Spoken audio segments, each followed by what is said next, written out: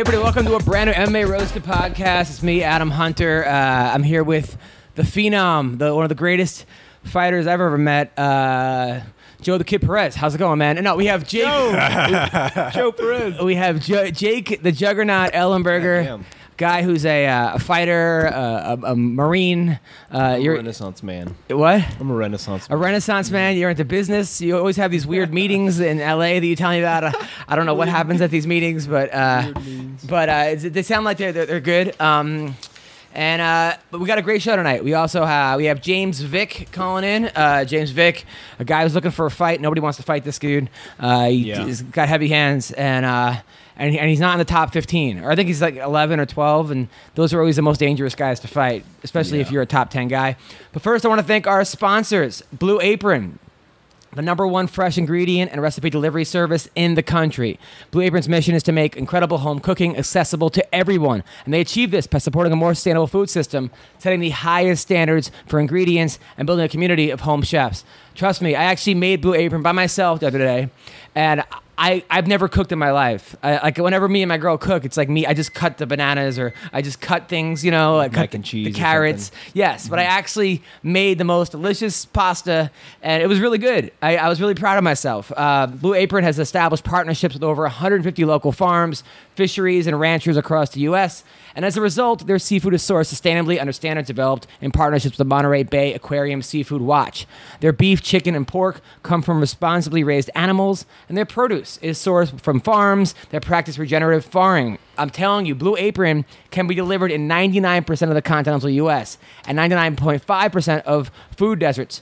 Listen, guys, because Blue Apron ships the exact amount of each ingredient, they're reducing food waste. Nothing like wasting food. And I'm telling you, they know exactly how much to send you. It's great. Cooking together builds strong family bonds. I know you have a baby on the way. This is number 2 for you. So you and your baby mama / girlfriend, you guys could have this, Jake. Okay. Oh, thank you. Research shows the Blue Apron families cook nearly 3 times more often. You got to check it out. Listen, not all ingredients are created equal. They have fresh, high-quality ingredients that make a real difference. It's so good that I'm ripping the paper. That's how good it is. I'm telling you, it's affordable. It's less than $10 per person per meal. They got variety. I mean, if you don't like the meal, you could actually choose different meals. It's great. It's flexible. It's easy, and it's guaranteed. Check out this week's menu and get your first 3 meals free with free shipping by going to blueapron.com/MMA Roast. You'll love how good it feels, how good it tastes. That's a good deal. It's a great deal. It's the deal of deals. It's blueapron.com/MMA Roast. Blue Apron, a better way to cook. Also, people, listen. I'm telling you, Mack Weldon is better than whatever you're wearing right now. Whatever you're wearing right now is not as good as Mack Weldon. Mack Weldon believes in smart design, premium fabrics, and simple shopping. There's nothing worse than going to a mall and not knowing what to buy, and I get distracted, and I go to the food court. I end up getting all this stuff and not what I want. It's just a waste of time. You got to find parking. You got to validate. You got to tip the valet. It's a whole thing. Mm-hmm. But Mack Weldon, it will be the most comfortable underwear, socks, shirts, undershirts, hoodies, and sweatpants you'll ever wear. They have a line of silver underwear and shirts that are naturally antimicrobial, which means they eliminate odor. Okay, so Joe, I know that you've had problems with body odor. I'm telling you, listen, you're gonna be comfortable. If you don't like your first pair, keep it. They'll still refund you. No questions asked. Okay, that's how confident this is. Outstanding. Not only does Mack Weldon's underwear, socks, and shirts look good, they perform well too. It's good for working out, going on dates, everyday life. So go to MackWeldon.com and get 20% off using promo code MMA. Mack Weldon. That's great. Joe, do you have any good date stories? Is that you want to start the podcast off with that? I'm curious. You always have good stories. I haven't really been on Tinder as much recently, but I did switch my search from women to men because I made my Tinder account just for Ween Dog, like a Ween Dog Tinder account to promote my YouTube channel, to promote my podcast. So I had it set to men and women. And dude, I finally realized how creepy it must be to be a woman on Tinder. Why? Because every dude you swipe right, they match with you, no matter what, like no matter what age, and they'll message you like all night, like just you get messages on your phone, like, "Hey, how old are you? What are you doing?" Now, Joe, you do realize people are going on these dating sites not to find your podcast and your YouTube page, but to go on dates. Exactly, so I'm the first one. I mean, So ingenuitous. So I don't know if that's even a word, but I'm telling you that. It's probably not a good thing that you're tricking people who actually want to, meet someone or fall in love or even just get laid, and now they got to go to your podcast, which is the most hopeless, down, depressing podcast there is about you living with your parents. Melatonin If you're PM, this is not this is not a good way to get people to subscribe. You're actually going to get anti-subscribers. Has it worked? Have people actually went on your podcast and listened to it? I met some dudes on Tinder. I haven't met in person, but we played games on the internet. I'm not gay, but it's okay to. The creepiest thing is dudes that are like in their 60s who are like big time lawyers and like big business owners. Like they'll ask for me to go on dates with them, and I got a debate. Like, do I want to be one of these twink dudes who like has like a sugar daddy? Because I've been thinking about it, dude. But do you like men? No, but like if you're gonna buy me some shit, buy me some games. Yeah, but then you're leading guys on. What's the expectation in return? Just go on a date with him or something. Go to like being like an escort. Like how dude or but like, eventually you have to put out. They're going to want to have sex with you. They want you to just maybe a touch or a feel here and there. You think that's their intention? Yes, exactly. I don't know. Yeah. I think the answer is yes, Jake. The answer to this is yes. It's probably not a good idea. But the real reason why I sort of stayed off Tinder for a while because I was sort of in a relationship for a little bit. But I mean, before you talked about how you like girls that have penises. Well, you like to watch tranny porn. That was the thing that you. Oh yeah, I'm big time into that, dude. Really? Now that you're so that maybe you are into guys as well. Babe, I mean, I'm just saying, as long as there's titties, I'm okay. So fat men would be okay. Sure, dude. I mean, I'm not gay. Jake, you asked for this, by the way. We were going to talk about MMA I'm sorry. And stuff. I was curious if you had any dates. I didn't know it was going to go in that direction. But thanks, Jake. So Mac Weldon, guys. Now listen. So all right. Well, listen, man. Whatever floats your boat. If you're into men, that's fine. You're young. You're still finding yourself. I mean, have you ever kissed a man or been with a man before? When I was little, yeah. How little? Like 22? I'm not even 22. Like how little? I don't know. Probably like 8, 7, 14. Oh, 8, 7, and 14. Yeah. There's kind of a difference there. But okay, so you were in high school. You kissed a dude. I mean, I wouldn't say that. I've had some close. I did say that, but I've had some close calls. All right. Did you see the cyborg fight? I did.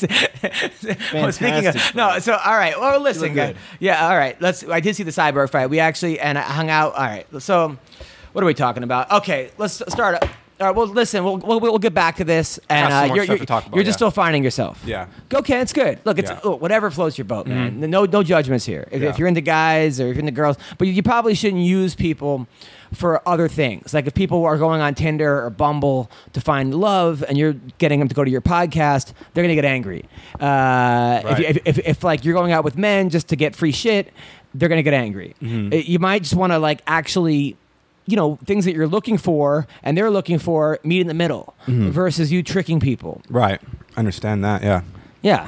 Yeah. But, hey, it worked for Jake. I mean, so anyway, speaking of which, Jake, congrats on the new baby on the way. Well, thank you. Now, is this a boy or girl? Boy. You're going to have two boys? Two, yeah. And how far along is your wife or your girlfriend? She's due the beginning of September, so real soon. Wow. Yeah.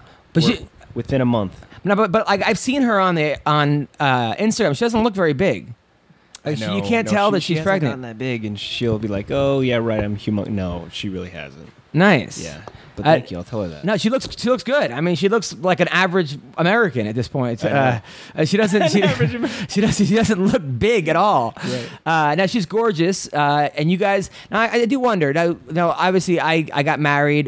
Joe didn't show up because he had to work. You didn't show up because you were in Omaha, right? I apologize. Yeah, I was in Omaha, and Jameson's birthday, so it was I apologize, but congratulations. Thank you, man. It was one of the best days of my life. Oh, I had such a good time. Now you can dance. Well, I could dance. Who knew? Back in the day, I was a good dancer for my time, for my white, in like the white community of like my white group of friends. I was pretty good. But I was on the black dance repertoire when I was young. I was on the black dance team. I told you the whole story. Okay. Yeah. But I'll tell the story later if we get bored. But I had my moves are probably the problem is my moves are still from 1996. I haven't updated my moves. Yeah. You know, I gotta do that. But anyway, back to you. So now your girl, is she pressuring you at all to put a ring on it? We're doing fantastic, Adam. We're doing great. We're doing great. We really are. No, because a lot of people are like, I don't need that contract. We don't need that pressure. Things are going. If it's not broke, don't fix it. Is that what you guys are in? No, I mean, yeah, she's great. We get along really well. So it's. Has she ever mentioned it? Adam, we're not here. All right. Okay. All right. All right. Okay. Fine. But all right. She's great. Yeah. I do like her. She's super sweet and hot too. And she's a twin, right? Or is she a twin? Oh no, she's just sister and just like her, but nice. Not a twin. Not a twin. They could pull off twin though. Yeah. Okay. So you got the girl. You got the kid on the way now. Well, fighting. What's going on with you and fighting? You know, I had my elbow scoped, so I've been rehabbing that. What does that mean? Your elbow scoped? It's arthroscopic. They basically removed a lot of loose bodies. I had a couple bone spurs in there, so it was really bothering me the last probably 2 years. But it was one of those things I eventually would have to get it done. So it was a good time to get it done. So get a little time away was nice. And but yeah, it feels great. It feels so much better. Like there's relief. Like in training, it would hurt. It would get so inflamed I couldn't fully extend my arm. Wow. And to the point where I couldn't even do a push-up. Really? Yeah. Like it was weird. Like I could strike, I could box, but like if I put any hyperflexion, as in like doing a push-up, it would really bother. Was it hard to throw your left? Yeah, not really. I mean, it's weird. Like you know, when you get adrenaline, you can still you kind of mask the pain. But still, I mean, you're a fighter. One would assume you need your elbow. I mean, it was hindering me. I can say that. Yeah. Damn. But I'm glad it's done. Like I seriously feel like. And how long has it been a problem for? 3 years at least. Fuck. Yeah. Damn. Yeah, I remember at Rain, and I was sparring with Uriah Hall, and he had kicked me. I'd blocked a kick from him, and like they call that hyperflexion, where your arm comes like kind of into your shoulder, and it put me to my knees. I was like, it was one of the most painful things ever. I thought I had tore like a tendon or something in my elbow, but did you get an MRI at that point? Yeah. And what did they say? Well, luckily, no tear. I got they did a X-ray and MRI, so they said there's some obviously loose bodies, and it was causing the inflammation. So it's good to take care of that. Now your last fight, you fought, I think, the devil. You fought one of the worst people I've ever seen in the history of sports. This dude is like, you know, he puts on blackface, he makes racist comments, he's completely ignorant, he's a bad sport, and you were, you know, what's frustrating about you, Jake, is that you're so good. It's one of those things where, like, your last couple fights, you've been winning the fight and looking really good. It's one thing with other people, other fighters, as they get older, sometimes, like, you know, there are certain guys out there where, you know, they're not winning the fight. They're losing every round. Yeah. So you're like, okay, it's time to, you could see, hey, maybe hang up, or they've lost a step or two. Right. You're the opposite. You're winning the fight, and then something happens, or you get caught. Now, tell me about that. It's tough. I mean, it's kind of the double-edged sword of the sport. I mean, I really, in training, I feel like I keep getting fast. Like I'm a real guy. Like I'm, you know, a lot of people like to cover up the truth, or they don't like to have an honest conversation themselves, you know. And I'm not like that. You know what I mean? When it's time to move on, it's definitely time to move on. But I feel in training, I've gotten faster. There's definitely places I can measure where I've gotten better. So it's like, it's tough, you know. It's one of those things you can be doing the right things and come up short. I mean, obviously the last couple fights have been rough, but you know, I'm not done fighting. You know, I've had a lot of people, of course, give you their 2 cents that shouldn't, but yeah, no, I mean, I know that day's gonna come where I wake up and say it's time to move on. But now, talk to me about that. People, like you said, give you their 2 cents. Now, is it coming, like, obviously, is it your brother and your brothers? Is it your father and mom? It seems like they've been with you since your birth. Yeah. So, or are you talking about random people on the internet, other fighters, coaches? I mean, I see a lot on the social media internet, like of course, all those kind of people. But yeah, I mean, the other thing too is people, like, even just the everyday people, like, that are friends of the family or whatever, that just all they see is the result, so they don't really see the progression or measurement. they'll basically make decisions off of the results. So, but I mean, again, that's only there's only a handful of people I could even respect their opinion anyway. I mean, for me as a comic, you have no idea. Yeah. The people that come up to you and go, even during your show, they'll go, "That was funny," which is like, oh, that's a good joke, which means every other joke sucked to them, and like, who the fuck made them the fucking, the judges of jokes? Especially a lot of times it's a place where there's 3 people in the crowd, and you wouldn't even know if there was a good joke because there's not enough people to even laugh, right. Or whatever. But you get people all the time. I get it. I would hate going back home to see my family. Well, I'm not talking about my dad and my sister, my brother. Obviously, love them to death. But you get like the cousins or the family friends that go, "How come you're not on Saturday Night Live?" Or, "Hey, what do you think of Amy Schumer? How come you're not on this one? Why don't you get on Comedy Central? How come you're not on even like I'll do the periscopes and I'll walk the dog. I like doing it at night when I walk a dog. I'm walking anyway. Number 1, number 2, it's like I could actually talk to people. And people go, "When are you getting a Netflix special?" Or some people goes like, "Why don't you hang out at the Comedy Store more often?" Like because I'm working. You don't think I want a fucking Netflix special? Yeah. Like you don't think I want my own TV show? You don't think I want to be at your local Funny Bone? It's a process. Yeah. And I've been at this 20 fucking years. I make a living doing it. Right. I'm in, as a comic, there's like I hate to say I'm doing better than other comics, but if you look at percentage-wise, there's like, I'm in like the 5% of comics that could actually make a living doing comedy. Not a great fucking living. I'm not rich, but I make a living, okay? Right. Now, the problem with that is, within that 5%, it's the 1% or even the 50% of the 1% that are the Kevin Harts, the Joe Rogans, right. Even let's put Joey Diaz in there, or the Chris D'Elias, or the Chelsea Handlers, and that's who you're seeing at home. Right. You're seeing the half of the 1%. You're not seeing. Go to Flappers tonight. Go to fucking Flappers Comedy Club, and there's an open mic. There's 75 fucking comedians. Really? Waiting to get on there. Sure. That most of them, and no disrespect to them, but have never been paid to do comedy. Right. Nonetheless, pay their rent, and it's just a matter of that. So, Jake, like, you're obviously doing very well. You're one of the best fighters. You're the top 50 fighters probably ever in the UFC. But the problem with anytime you do a job that you're on TV is that you're on TV because, and then people get to criticize. And with social media now, it's a whole fucking new age of criticism. Oh my God, I know. Of people that don't have faces, that they could just say whatever the fuck they want. Bullying, yeah. So talking about that. So yeah. I mean, you brought up a lot of good points there. Even just like I was reading a book like the 80-20 rule, and it said 80%. 20% of people make 80% of the money. It's kind of that whole business thing. But in that sense, I'm sure with comedy, you have to have thick skin, just like in my sport. But people love to compare. That's really what it comes down to. They love to compare. So and it's kind of a trap, because they always compare themselves to other people.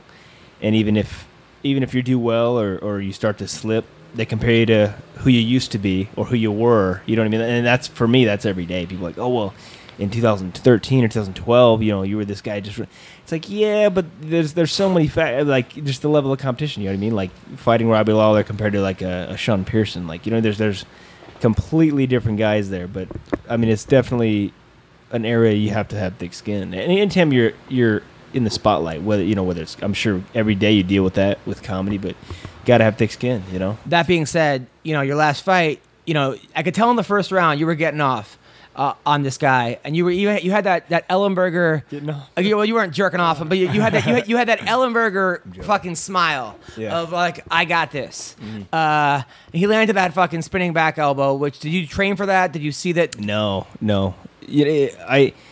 It's funny. I was talking to my manager Morgan, and I was like, the warm up. It was probably the best I'd ever felt. Like, warm up wise, everything was good. Like, there was no and people, whenever something like a shortcoming, you always want to point a finger, like, "Oh, this guy, this coach." No, like, for me, everything was on. I felt great, great warm up.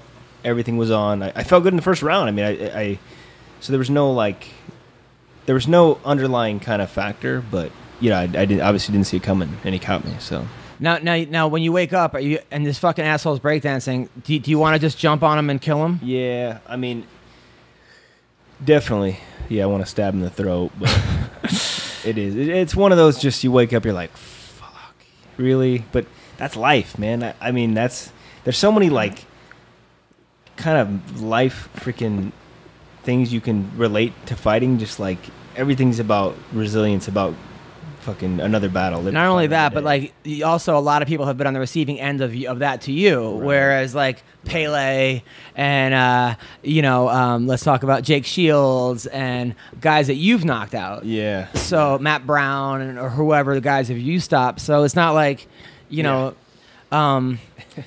have you thought, like, I know that like Bellator have you thought about possibly making the jump or no?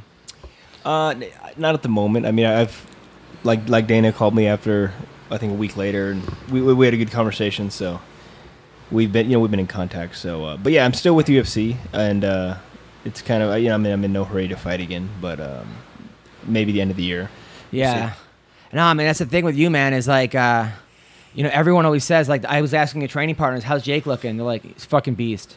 Like, old Ellenberger's back. Like, fucking everyone up in practice. I'm like, oh, good. Yeah. And I think 9 out of 10 times, I think 99 out of 100 times you beat Mike Perry, because it's just a matter of, like, you just got caught. I would fight Mike Perry in the street for free. Really? That's how confident I am. Yeah. I mean, listen, he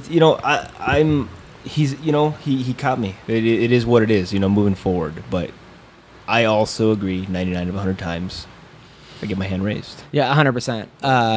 And so speaking of guys who beat Mike Perry, who had a rough weekend over the weekend, Alan Juban. I saw that. That was tough to watch. Fucking Alan. Alan is so good. But he fights in a way where he gets punched a lot and he gets hit a lot. And unfortunately, when that's your style of fighting, you can't always recover. And no, hats off to the guy that beat him. But I know Alan, we're doing a podcast Friday. We got Alan, Hanato Laranja, and Russell Peters on the show. Oh, nice. So Alan seemed like he was in good. He went to a wedding the next day. So he obviously wasn't that broken up about it. But that was hard, man. It's always hard when fucking your friends. Yeah, nice guy. Nice. Tough, especially him being a striker, more of a stand-up fighter. It's always MMA's a different, it's a different animal. Like, people love to talk about boxing and this 12, 16-ounce gloves, but MMA, literally anybody who's opportunistic can win. It literally is that crazy of a sport. But well, listen, man, he'll be back. He'll be back. You'll be back. I have no doubts because you guys have character and you're good. And by the way, so I was watching. I usually don't watch Ariel's show, but I was watching yesterday's show with Paulie Malignaggi called in about Conor McGregor. How was that? Oh my fucking god! It was an hour. And did he just? Ariel, I think, said 3 words. Really? This dude can talk, and and Paulie's from New York, so I watched Paulie. I remember when Paulie was coming up. I've been a Malignaggi fan for a long time. I used to love the way he fights because, number one, he's so quick, technical, and he didn't have a lot of power, and he would find ways to win. And those are always interesting guys to me, guys that, especially in boxing, because you always have that. You always have that fear of getting knocked out when you can't really hurt the other guy. He dropped some guys, but Paulie's a world-class fighter. So 2-time world champion. 2-time world champion. So he was saying that Conor, he was talking this shit about Conor right when it got announced. What happened? I was in Vegas when they were sparring together, actually, because I had ran into Conor at the Performance Institute, but obviously sparring's closed off, and they keep it close to keep their hand close to their. Yeah, but it was, and then that literally came out like a few days later, and I was like, whoa. So basically, what happened was they asked Paulie, hey, why don't you come to Vegas and spar with Conor? And Paulie's like, okay, and just did it. Didn't even negotiate. Just said okay. So he gets off the plane. They put him up in some crack house, basically, with the other guys. I mean, they said some no dump, no cable, no this. They don't fly him first class. They fly him coach, which he was kind of annoyed about, but whatever. He's like, I'm going to be part of the team. Yeah. And they tell him, hey, you're going 8 rounds tomorrow. And Paulie was retired. And you look at his body, he was not. Oh, is he retired? He's been retired for 5-6 months. I'm sorry, I didn't know that. He's been knocked out like his last 2 out of 4 fights, knocked out like bad, and you saw the way that his body was not what it once was, not even close. Yeah. So he goes in there and he says he goes 8 hard rounds against McGregor, and he did say Conor got the better of him, but he said, he didn't even know if he could even go 8 rounds. That's how much he hadn't been. But he's out of shape, I'm sure. Totally out of shape. And then next thing I know, they start releasing pictures online. He had his photographers. Conor, he couldn't bring Paulie couldn't bring a cornerman, whatever. And he brings these pictures hey, that saying that he's getting fucked up. Conor has hands behind his back, this and that. Mm-hmm. So then he goes home. He didn't want to. It was on a Thursday. They didn't want him to spar Saturday or something. But he was so weird. He goes back to work to fight in New York. They fly him back, and this time he's ready. He actually jogged all week, did a little sparring, comes out, does 12. They go, you're going 12 rounds tomorrow. So he goes 12 rounds, and he said the first 5 rounds, Conor came on strong. Next 5, he was fucking up Conor pretty bad. In fact, they even had even for sparring, they had a ref in there, and they did a stare down, which is who does that? Who does a fucking stare down for a sparring session? And Dana White was there, the Fertitta brothers, all these guys. And Paulie's now talking shit to Dana you think this clown's going to fuck me up, blah, blah, blah. And Conor's going, it's 7-0. And then 7 rounds to Dan. And Paulie's I don't know what score your thing. So then he said the last 2 rounds, Conor came on strong. Mm-hmm. So afterwards, they hug. They're in the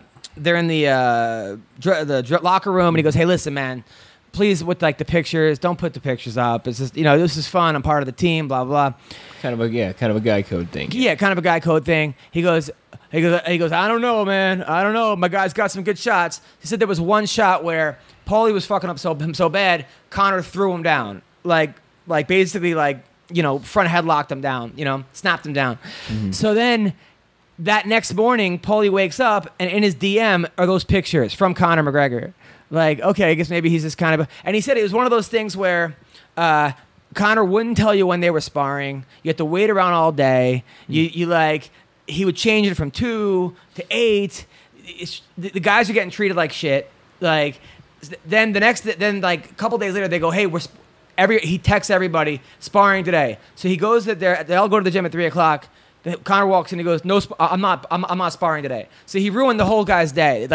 Paulie's whole day is now fucking ruined. I got out of here. I came here, and then he's upstairs working the bag, and they go, you can't be up here because Conor has to do some of his. We're teaching him some of his secret moves, and you can't be up here for that. Was Steven Seagal there teaching him secret moves? Yeah. So then fucking Paulie's he flips. I'm out of here. No. Then he fucking wakes up the next morning. Or something happened where all the pictures are fucking released. Yeah. So he's fuck this. I'm being used. I'm out of here. So he goes on Ariel's show, says the guy's a fucking jerk off, douchebag, no integrity, no character, goes off on him. And it was just crazy. It was fucking madness. And then he said Andre Berto was supposed to spar that Saturday, and then Berto was like, nah, fuck that. I'm not doing this. So they could have had Berto and Paulie in his camp for 3 weeks, mm-hmm. and instead they both left. So that's what Conor's doing. Wow. So yeah, that's what's and he was pissed that he's putting these guys up for no money, paying them whatever, and he's driving around in a fucking Lamborghini around Vegas. I don't know. Basically, Conor did not come across very well in this interview. Let's just say that. Fair to say. Fair to say that. But also, I don't know, man. What are you doing? And you brought on a guy, if Paulie Malignaggy's going 12 rounds against you and it's that close, and number one, he was never known for his power to begin with. I mean, I think he has 6 knockouts in 40 fights, and he's going toe-to-toe with you. How are you going to do against Floyd Mayweather, who's the best boxer in the world? And I mean, he's also not a power puncher, though. But, yeah. Way more than Paulie, though. Sure. I mean, I don't see him knocking Conor out. Really? Yeah, I don't. You bet on it? I haven't yet, no. You're going to? Yeah. Some props, yeah, probably. But bet on Conor?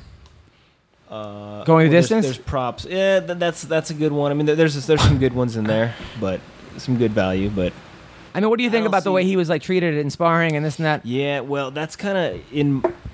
I think here's the thing: people have these outrageous expectations, and I think Paulie, this comes down to him. This is his fault because I don't know what he was expecting going into this. Like, did you expect to be given a Bentley to drive around Vegas? Like, did you expect it to be staying at the Wynn? You know, I don't know. Yeah, put him in a nice hotel. But you got to get this hashed out beforehand. You know what I mean? I'm with you. I'm not saying he shouldn't have been taken care of, but if you leave anything up in the air, you know how it goes. It usually goes down like it's you. But this is a world champion boxer. I get it. But he wanted to be part of the biggest fight of all time, as he said. You know. Well, Paulie said he wanted to make friends. He was excited. It was a new opportunity. Make friends. He had some place to make he had some things that he wanted to teach him. He could help him out, and instead he was being used as a pawn. I mean, anybody from the outside would have saw that a mile away. Really? Yeah. But this, I don't know. I think maybe boxing's different than MMA. He said he's had $1 million fights, $1 million camps. He never treated the guys like this. Yeah. He never had him stay at crack houses and told them crack house. And that's what he kept saying. And told them it was like a 3 o'clock and then 11 o'clock. And it was like, I mean. Again, trust me, I've been into a lot of situations similar as far as like not knowing what to expect. Like when I went out to train with BJ in Hawaii for a couple of his camps, and just like it'd be one of those things too. Like, oh, we're gonna train today at noon, and then it'd be like 3, and then it'd be 7, and like the day was gone. Like, what camp did you train for him? When I met Hughes the second time, and. But were you put up in a nice house or hotel? Yeah, nice house. But again, all I'm saying is like you have to plan. You should have a manager. You should have had a manager say, "No, this is where he's staying." Well, at least like have like the basics down. What are you getting paid? Where are you staying? what am I going to expect? If it's like, hey, just have your phone on, we don't know. That's your choice. He flew to Vegas. It's like that's Paulie's fault in my mind. I don't know, man. I mean, this is he said he'd never met a bigger douchebag in his life. He said these guys the whole camp is a bunch of yes men. They're all just telling him what he wants to hear. He's not doing whatever it is. It's worked out so far. He hasn't had one boxing match. And MMA is different. I agree. I don't know. It's hard to root for Mayweather based on the kind of person Mayweather seems to be. Although it does seem like he treats his people right. Except unless you're carrying his kid or you've like dated him or whatever. But it does seem like, I don't know. It's hard to root for either of these guys. Honestly, I hope they both lose. Dude. I've had great interactions with Conor. I think he's always been cool to me. Like we've had good conversations, but again, it's like that's one person's side of the story. You know what I mean? Paulie, like, I mean, it's like I said, everybody's got a different side of the story. I don't know. But don't you think he could have actually helped him with his camp for 3 weeks? I mean, yeah, no doubt. It almost seems like McGregor knows.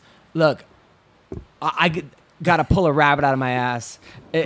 I'm not going to get better at boxing this fast. There's no way I'm going to win a boxing match. Maybe I'll do like one of those things where like some type of like Hail Mary punch where you go, hey, look, your shoes are untied, and you punch him in the face and fight's over, or something. I mean, how is he going to win this? Like what Mayweather did to that Cuban kid or that Mexican kid. Yeah. But it seems like it's just crazy. There was a guy. Here's the thing, like boxing and sparring partners.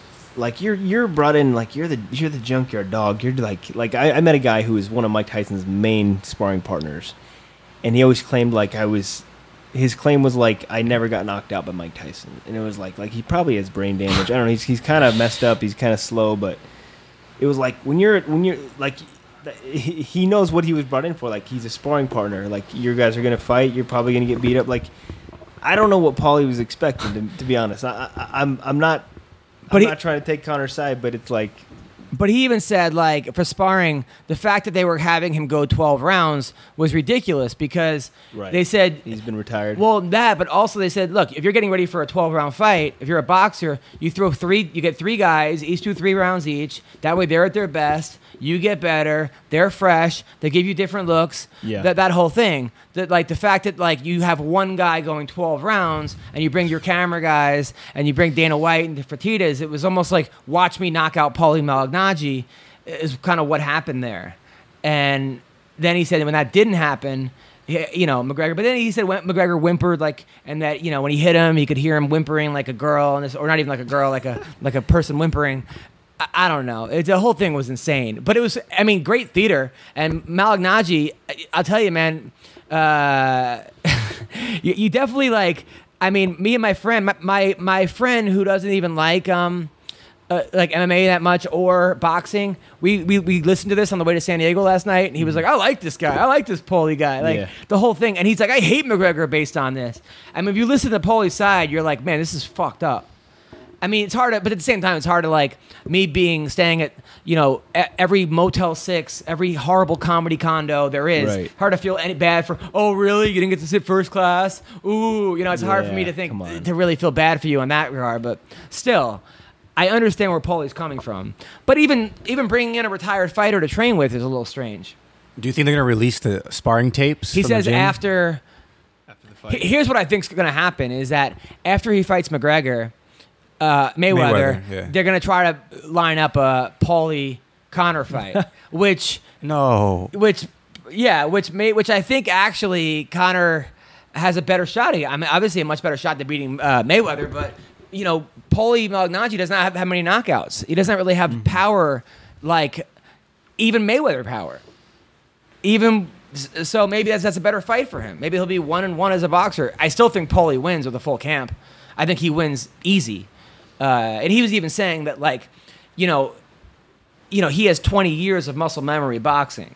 So between the first and second sparring session, he got astronomically better versus Conor, who's still learning this stuff for the first time. You think that's true? Well, yeah, I mean, I agree with. I'm sure he's experienced in the sense that he's trained so much and has the muscle memory. But it's even the thing, like, you know, with Conor, it's like he's always been a striker. You know what I mean? That's. Okay, sure, he's never been a boxer per se, but he's trained a lot of boxing. His style is more striking, and you know, people try to talk about Conor like he's Damian Maia, like he was a grappler, now he's boxing. It's like he's not. He's always been a striker. That's just, you know, it's a fair argument. He's always been a striker, and obviously he's made it work in MMA. But can he make it work in boxing? I don't know. That's why everyone's going to pay the money to watch it, but. What were your thoughts on the Damian Maia Woodley fight, by the way? I was there. I was actually right behind Woodley's, I think, mom and wife. Mama Woodley. I love Mama Woodley. Yeah. Super nice lady. And so is the wife. 4 kids. Looks amazing. Jesus. Yeah. They were super nice. But yeah, it was tough. I mean, it was not the most entertaining fight, but yeah. Again, it's one of those arguments like, how do you fight Damian Maia? Well, the thing is, everyone's mad at Tyron Woodley. It takes 2 to make a fight. Maia didn't do anything. He lost every single round. Yeah, Woodley didn't explode on him for the finish, but Woodley's biggest criticism has been he runs out of gas. So in a 5-round fight, why would he all of a sudden empty his gas tank in round 2 and give Maia a shot? I mean, he did everything he could to win. Now, that being said, the other flip side is, yes, now this is the second main event he's had in a row, or a co-main event, where he's been booed by everybody. And, you know, if that's what you're going for, like, okay, like that fuck you, beat me, it's one thing, but he seems to be like, he wants the adoration of the fans, but then the fans aren't going to give it to him based on... no. Like, they could care less. But, yeah, like I said, you can make a strong argument either side. I mean, Dana, as a promoter, and this is entertainment, it's hard to get behind a guy, like, you know, and I'm not saying, I'm not really saying either way. Like, he did what he had to do to win the fight, but you know, like the other side of the sport, this is entertainment, and you know, Dana's probably the most unhappy person with the fight, but whatever. You know, but also, look, yeah, there is something to be said about reactions, loved or hated. Everything else falls in between. The fact that, like, I've never seen a wave before during a UFC fight. Yeah. The crowd did the wave. Then they were... Cell phone lights? You see that? Cell phone lights. That's the Anaheim crowd, dude. I mean, so people were so angry at this. They were like, so maybe he's getting his name out there. It's not the kind of, you know...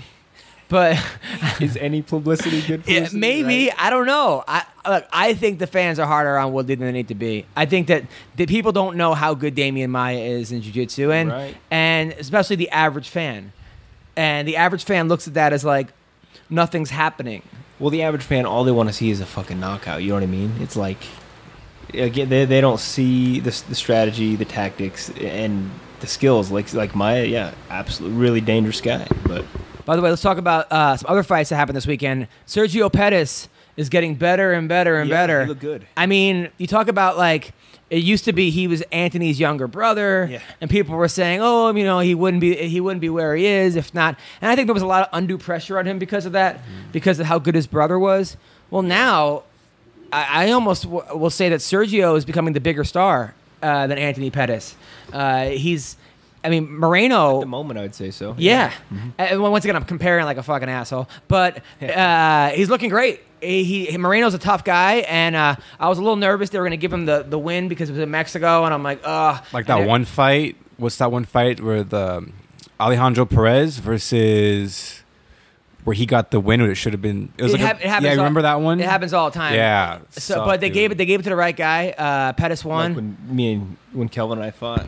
Came down to the wire. Kelvin Gastelum, yes. But I heard in training you got him back. So I don't know. I was happy for Sergio. He looked good. The Randa Marcos fight, I thought Randa won. I was once again, but it was one of those decisions where I could argue it both ways. Yeah. So I wasn't, devastated. It consistently brings up the same argument. Like, there's no easy way to fix the judging problem because everybody has their own perception and their own way of. Because, what was the one fight where it was a couple of weeks ago? I think it was in New York, maybe, but it was a unanimous, and clearly it was like 1-1 going to the third, like the second round, and then one judge gave it like 30-26, and you're like. They didn't even give the guy a round. Was it Pat Cummings versus Gian Vellante? No, not that one. That was another close one. Yeah, but there's no easy answer. I mean, I don't have a solution for you can't get every judge on the same page. They see, their perception's different, and you can't train them all the same way either. And what happens a lot of times is you have guys winning close rounds, and a guy wins a close round, very close. First round close, second round close, third round he gets destroyed. Not a 10-8, but he gets beaten. So everyone now goes, oh, the guy who won the third round wins the fight. But they don't understand that that's not what he lost the first two rounds. And then people are angry at the guy for winning the fight. It happens all the time. It's the same as even people judging the last 30 seconds of a round. When a guy's, controlling or more aggressive or dominating a round, then they get taken down or something. They lose the last 30 seconds, and then that's all they do is the whole fucking round. Yeah. Like, come on. By the way, I do have to say something about Snoop Dogg. So at first I was like, why are they having Snoop Dogg do commentary? There's so many other guys out there. Even if you want to go entertainment, go Don Fry, go Henzo Gracie. There are older guys that get Mark Coleman in there. Yeah. Get Phil Baroni in there. At least he's actually. But instead they go Snoop Dogg. Is he a WME guy? Do you know? Snoop Dogg is, yes. So then makes sense. Snoop Dogg started growing on me. And I'm like, all right, this dude's hilarious. Okay, all right, I get it. This is funny. He doesn't know anything about the sport, but at least you got Uriah. But then once again, it's like fucking these guys, they go overboard. So Daniel Cormier, they came in, and he started making fun of Cormier for crying. He's like, he's crying like a bitch. He goes, you don't fucking, kick a man when he's down, which is exactly what he was doing, was kicking man. And Snoop Dogg, like, fuck off, man. Like, crying like a bitch to fucking Daniel Cormier, who put his whole fucking... Who just got beat by the best fighter ever so far. Like, Snoop, like, you wouldn't last 20 seconds with Daniel Cormier. 10 seconds. I mean, you wouldn't be able to take one punch by Daniel Cormier. And, like, how long did that fight would go? Snoop Dogg versus Cormier? No, not long at all. I mean, come on, man. It's one of those things where, you gotta respect what these guys are doing or girls are doing. You can't crying like a bitch. Like, fuck off, dude. Really? Come on, man. Yeah, I didn't even know he said that. Yeah, and I was digging him. I was sticking up for him. I'm like, what? Did Uriah say something to him? Uriah just sort of looked like. Or did he kind of play it off? He kind of played it off a little bit, but it was also like, it was right when Snoop walked in, and it was sort of like, it wasn't like during the recording. It was like, it was on TMZ, and Uriah sort of was like, I didn't say that. He had that look of like, and it was sort of a tough situation for Uriah to be in. I mean, yeah, Uriah should, like, in a perfect world, be like, oh, Snoop, like, what? But then you got to deal with that. So, and then he has to be there in a booth with the guy for 5 hours. So I understand, I understand Uriah's kind of being a little bit indifferent to the whole thing, but come on, man. You know, Snoop Dogg, you're a good rapper and yada, yada, yada. But How do you feel about people memeing the crying face? I didn't like it. You know, I think with Michael Jordan, it was maybe a little different because It's like a positive moment. well, I think it was Jordan was crying. I think it was during his Hall of Fame speech, and it was one of those things where he wasn't like in pain. It wasn't like they got Jordan after his father died and he's fucking crying and take a picture. It was sort of like, I think it was during his Hall of Fame speech. So, you know, whereas it was like I'm crying because of what I've achieved or this or that. It was sort of a happy crying, or I'm sad that it's over. But Well, the other thing, the first, I don't think that he should have been interviewed at all. Yeah. But so that, you know, I mean, that was kind of the first. But you know, and I get it. Joe apologized, and I don't think he really understood. I don't think he realized, you know, the emotion of the situation. I don't think it was also Joe. It was people in his ear going interview Cormier. Like, it wasn't like, I don't think it was Joe's call. Yeah. I mean, Joe can't Well, say. he said it was. But He said it was his don't- call? Yeah, he did. But I don't know. I don't know, like, because you could always be influenced by whoever's running the TV, you know, or somebody saying, let's get DC. I mean,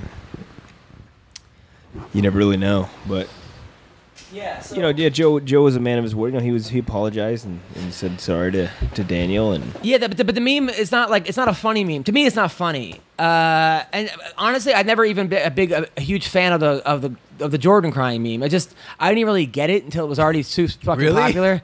I just was not like, I guess it's kind of funny, but it was not. It was more funny that people were like putting it on like certain Everything, things. yeah. You know, like then it was kind of funny, but I wasn't like crying, laughing. I was like, oh, that's creative. It was more of a creative thing, and like. I guess even when Ariel Helwani was crying when he got fired from the UFC for that day or something, and UFC 200. yeah, he got kicked out. Yeah, I'm sure it was a significant thing in Ariel Helwani's life, but it wasn't like I knew he was gonna get his job back the next fucking day or 2 days later, and he didn't. I mean, I don't know. He didn't spend his entire life, and also knowing what Cormier's been through with his daughter passing away and his father being murdered and losing to Cale Sanderson and the Olympics and now losing to this fucking guy twice. You factor that all in, and it He's been stops through a lot. and it stops really becoming that funny to me. And look, I'm not saying I'm not for a ban of it, and I'm not for a ban of any type of comedy because. People can go through every joke in my fucking act and be like, that's offensive. That's wrong. You're making fun of this person. Making fun. And then you start fucking only making jokes that only offend nobody. It's not really what I'm for. I'm not for censoring comedy. That's not the platform that I want to really take. But am I going to retweet it? No. Am I going to make a meme out of it? No. But it's not my thing. And plus, I don't know, the whole fucking, a lot of times people put these memes up and they didn't even invent the meme. It's one thing if you create the meme. If you're a meme creator and you're the guy that came up with the fucking meme, I would say, okay, that's pretty cool. That's a cool job. You're creative. You're expressing a joke in a certain form of way.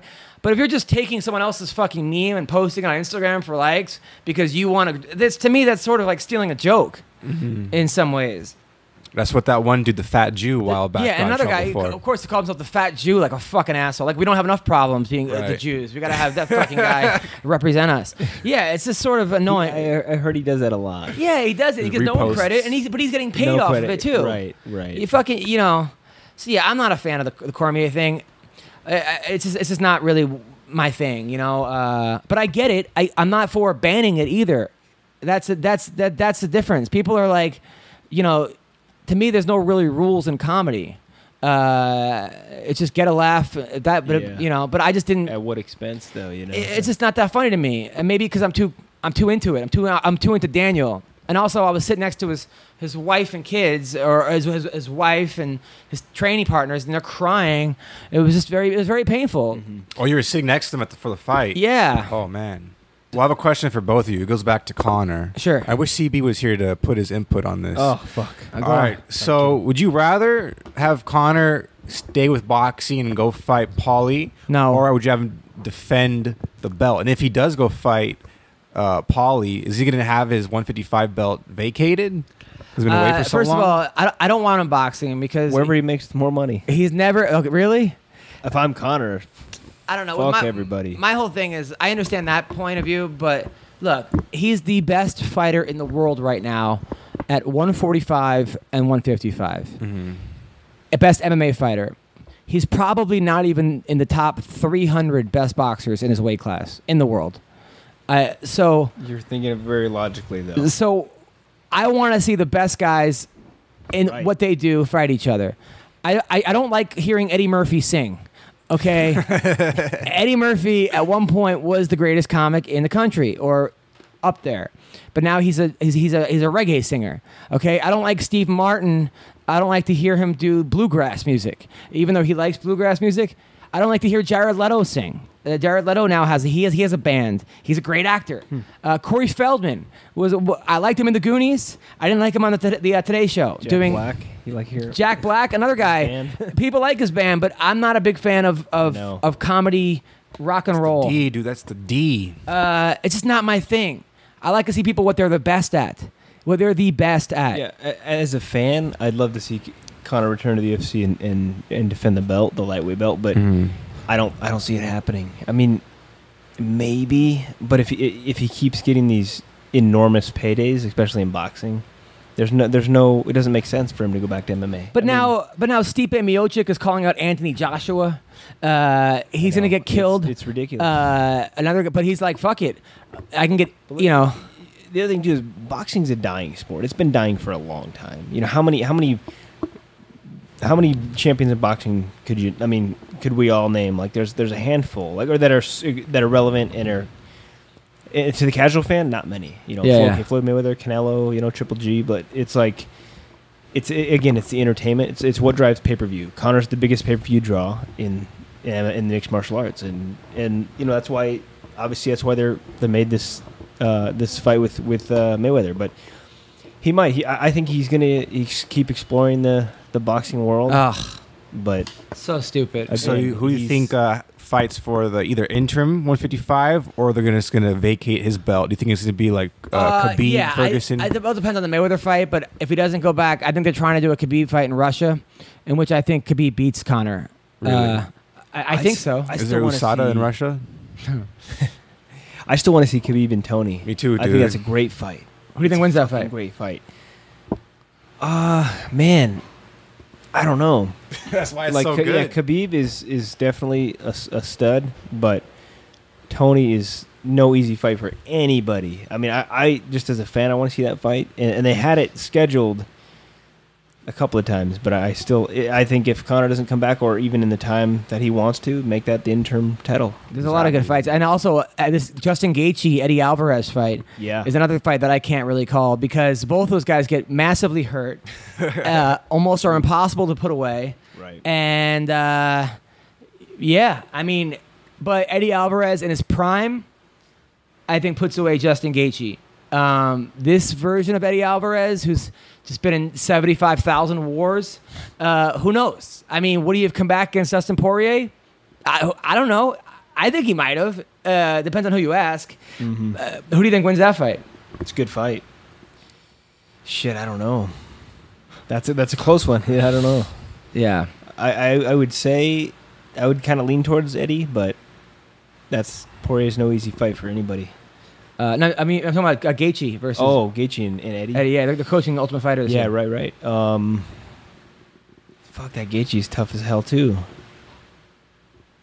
He's fun to watch, too, dude. Yeah, he's fun to watch because... But that's the thing. That's why I think fans have to stop getting so mad at Tyron Woodley, because there are enough guys like that, Justin Gaethje's, that they're going to be on the card, and they're going to make it a crazy war. There are enough guys like Diego Sanchez and Justin Gaethje and Dustin Poirier and Eddie Alvarez and these guys. They just everything's a rock'em sock'em robot fight. Let's put Chase, whatever his name is, the heavyweight now. Chase Sherman. These other guys. It's always gonna be fun fights.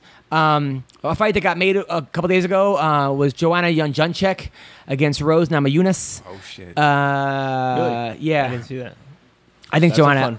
A fun fight, but I think Joanna's in a different class, and I like Rose. She's so good.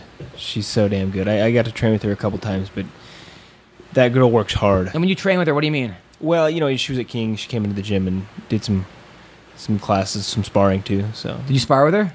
I didn't, not personally I didn't spar, but I watched her train. It was like she works hard, man. Her work ethic and she's fast. I don't see anybody beating her. Really? No. Well, I mean, Claudia came close. Yeah. That girl came close, and Claudia's a fucking triplet. Jesus Christ. By the way, so my girlfriend, it's her birthday today. My wife, I keep saying my girlfriend. My wife, it's her birthday, and I told her, all right, Saturday, we're gonna like in Temecula. There's a balloon. We're gonna go on like a hot air balloon, right? Mm-hmm. I'm looking at things to do.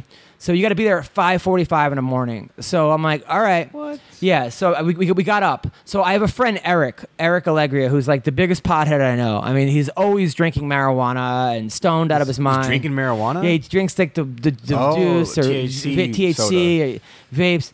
And like he's like, hey man, what are you doing? It's my girl's birthday. I'm like, oh, I'm taking my girl to Temecula for a balloon ride, and then we do wine tasting. Oh, maybe we can we come too? So I'm like, all right. Like him and someone else? Him and his girlfriend. All right, so he's not just going to be a third wheel. Yeah. So I'm like, sure. So so we're supposed to leave at 4:00 in the morning on Saturday. I had so I'm like, okay. So we leave at like 4:15, 4:20. We're driving down there. I had to get gas. We get there like 5:45 is when the balloon leaves, and I'm looking at my Waze, like we're gonna get there at 6. My girl forgot her phone, so we had to wait for her to find her phone. Of course, it was in the car. We called it. It was ringing in the car. So now we missed the balloon, right? So the balloon took off without us, like because it was foggy, and they had to go out. So now we're driving back. Everyone's kind of annoyed because we spent like $300 on this, but we did get another. It was like a late fee, but we got another balloon in a couple weeks. But my friend and his girlfriend, I mean, they're in their 40s, are making out in the backseat of my car at like 8:00 in the morning. Like, who the fuck does that? And then it makes us feel like we're losers because we're not down to make out. But like who makes out at 8? Do you do that with your girl? Would you make out in the back of my car? Not usually with other people, no. In high school, I did that. Right. In high school, when like you live with your family and you have to make out wherever you could find an open space or something. Who the fuck makes out in the back of their car? That's like you only see that in movies, like the high school teen movies. Like, yeah, making out. I almost wanted to jam my brakes at like 90 just to fucking have they go flying, yeah. But I was like, That's weird. So that was annoying. Would you do that, Joe, with like a 60-year-old guy? Like a guy? 5,000? I've done it with a woman. I mean, $5,000. Would you do it? Fuck yeah, dude! I'll do it for like $500. You make out with a guy for $500? 60-year-old guy. Yeah. 60-year-old man. That's it. Yeah, 500, 600. We could probably get enough donations on the podcast. Dude, do a that really what we Kickstarter. want? Let's start the Kickstarter. I don't right want to now. see it. I was just throwing that out there. I didn't know. Do you ever get a boner when you're rolling in jiu-jitsu? I have before, dude. Not with like a dude though. With who? With a girl? Yeah, but only in no gi. I don't get a boner in gi, but in definitely no gi because they're wearing like the skin tight like. Do you wear a cup? I did when I got my testicles squished. I started to wear a cup, but I stopped wearing a cup. Did the girls know that you have a boner?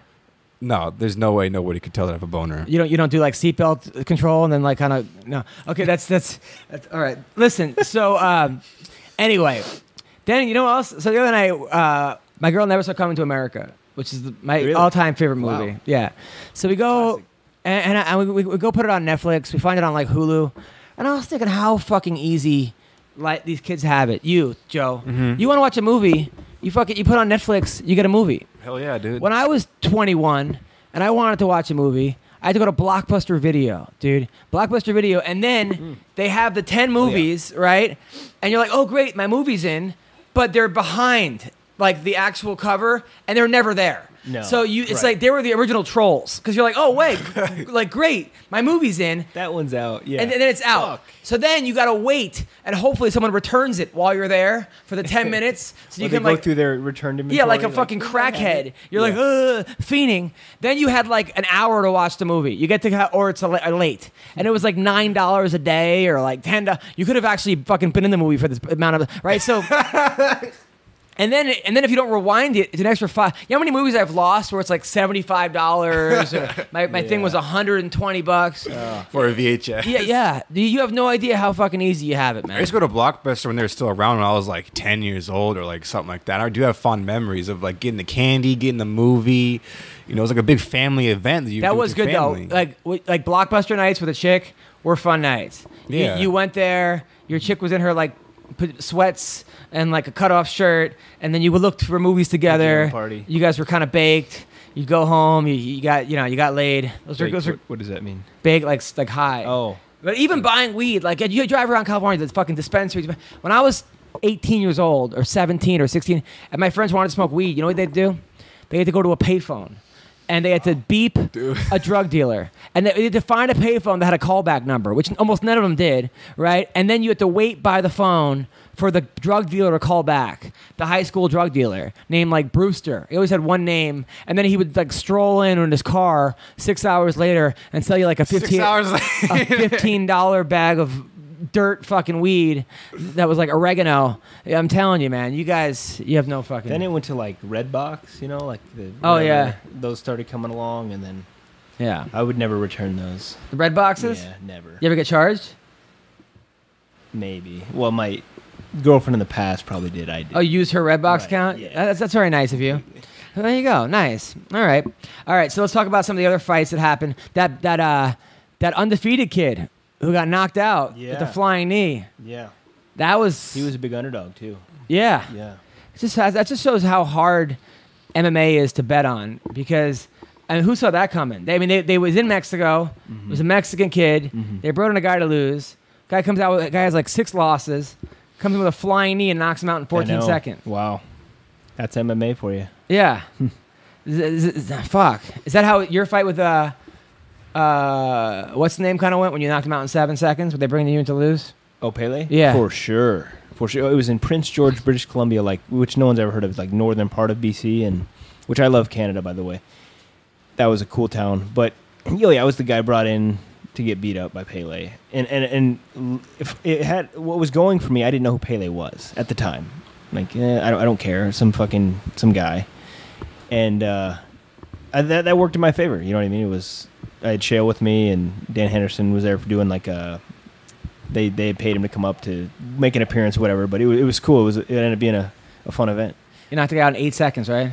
Yeah, 8 seconds. Yeah. Now your first punch. Now, do you know at that point when you connect, this fight's over? At that one, yeah.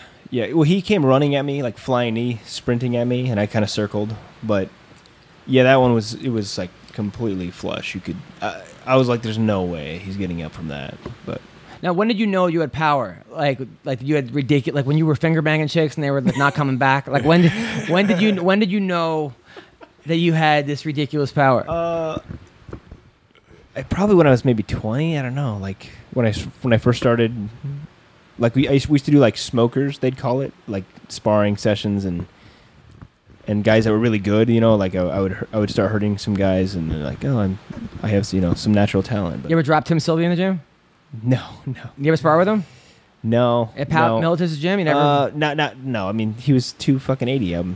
Yeah, he's a good guy though. He was pussy. Fucking pussy.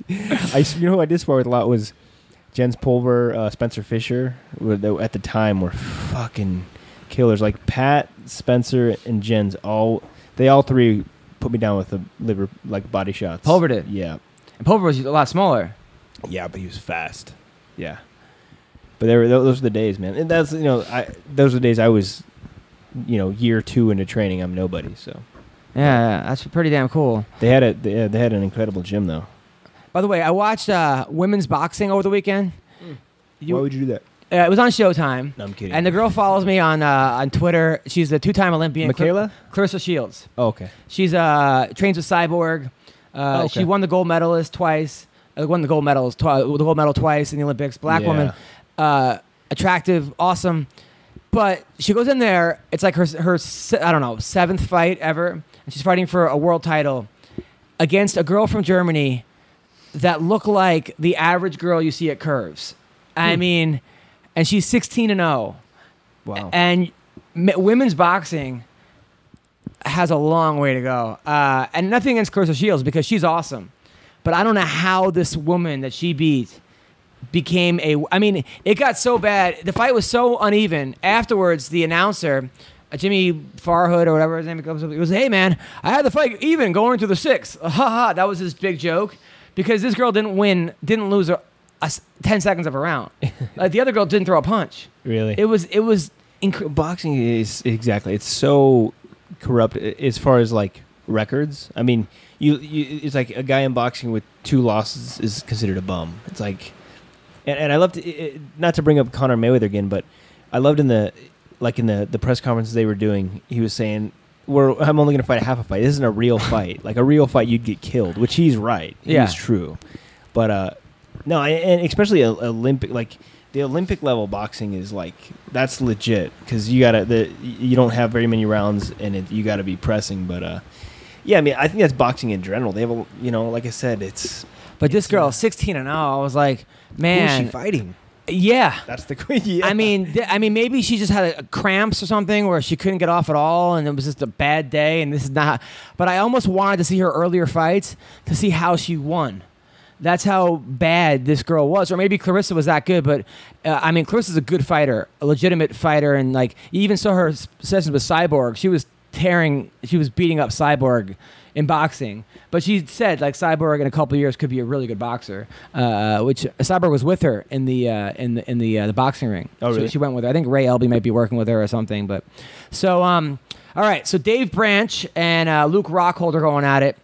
I don't even know why Luke Rockhold has this fight. Dave Branch is a good fighter, and he was a WSOF champion. He's won 7 in a row. But Luke Rockhold beat Chris Weidman and was the champ and got knocked out by Bisping, but you would think would then go on and fight, I don't know, Yoel maybe, and then the winner of that fights Whitaker or fights Bisping or even fights Weidman in a rematch. Like, why is Dave Branch?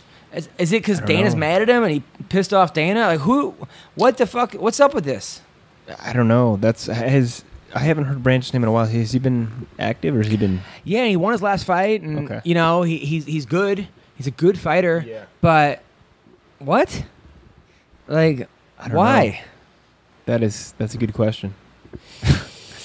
I do not know. Yeah. But Bisping, now Bisping wants to fight GSP. Who do you think wins that fight? Oh, that's a good fight. I think it's a great fight. To be honest, it's hard to say too because GSP being out for as long as he has and being up a weight class, obviously he's going to be prepared. He doesn't go to any fight not completely prepared. But I think Bisping wins it. You think Bisping beats him? I think he does. But you think that GSP beats Brock Lesnar? He does. So you think Bisping beats Brock Lesnar? He does. No, but here let's be serious though. I think Bisping.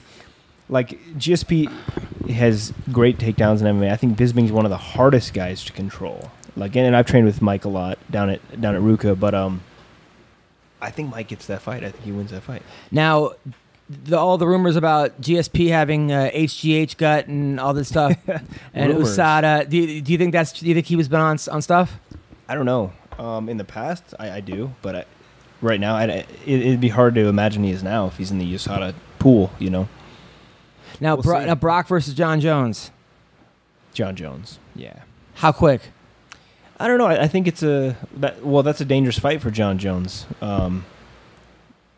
But man, Jones is he's the best in the game. Now, do you think he head kicks Brock and it's over? I mean, like his punches. I don't think. You think his punches really hurt Brock?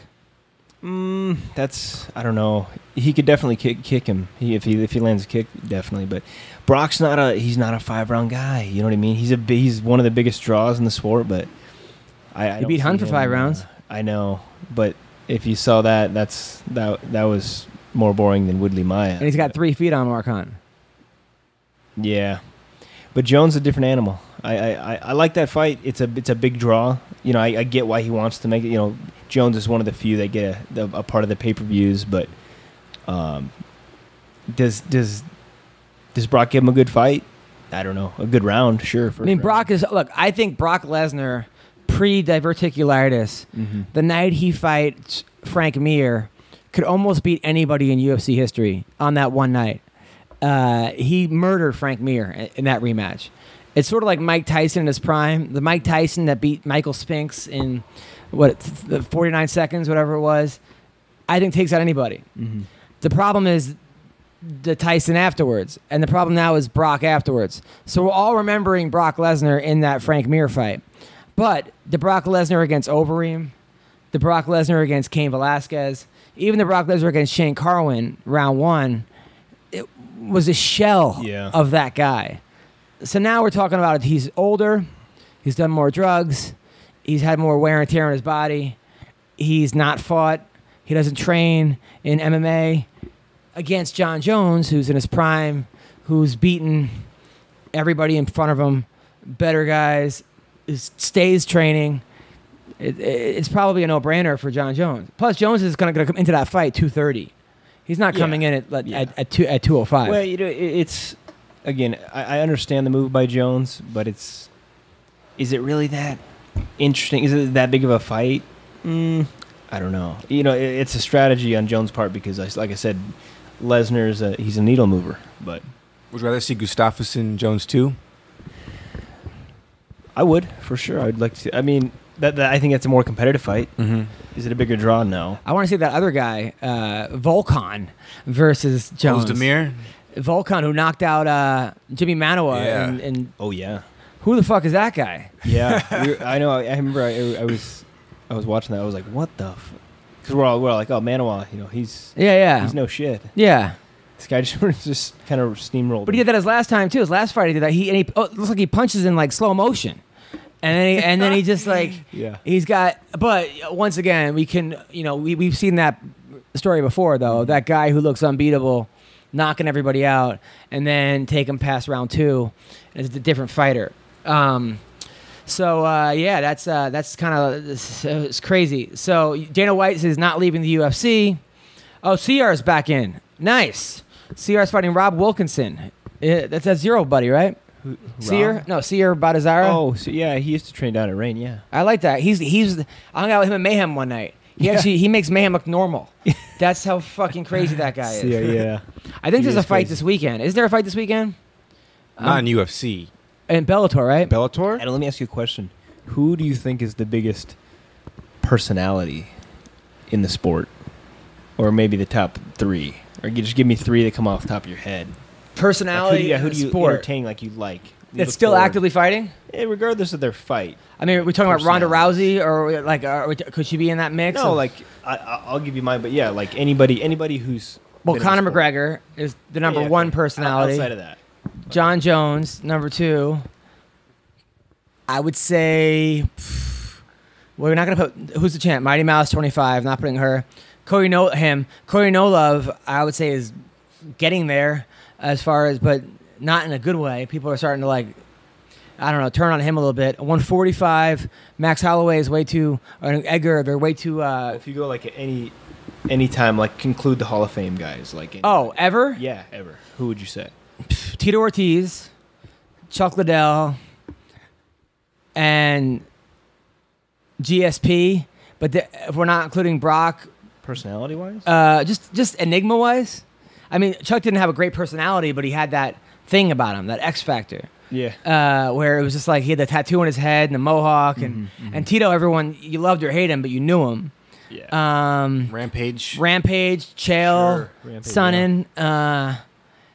Yeah, I would say those guys. Yeah. Wow, who do you think? No, I was gonna say who's really is Boss Rutan. He's a personality. Absolutely. Yeah, but Boz, his best fights came in like Pride and sort of, like the Pancration.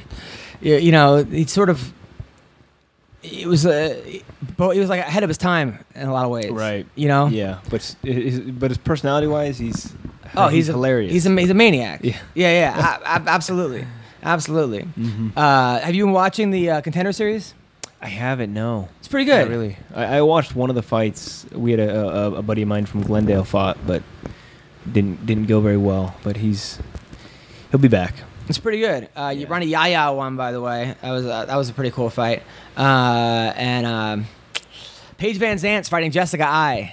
Should be a good fight at 125. I don't know who wins that fight. Jessica wins. I think Jessica wins. I think Paige Van Zant.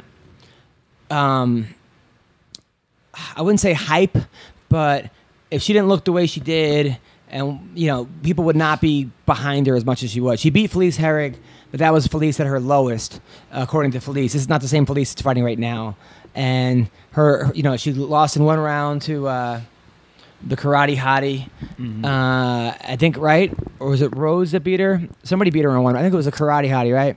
Yeah. And then Rose beat the Karate Hottie. I think Jessica has got much better boxing. I like watching those fights. Better striking.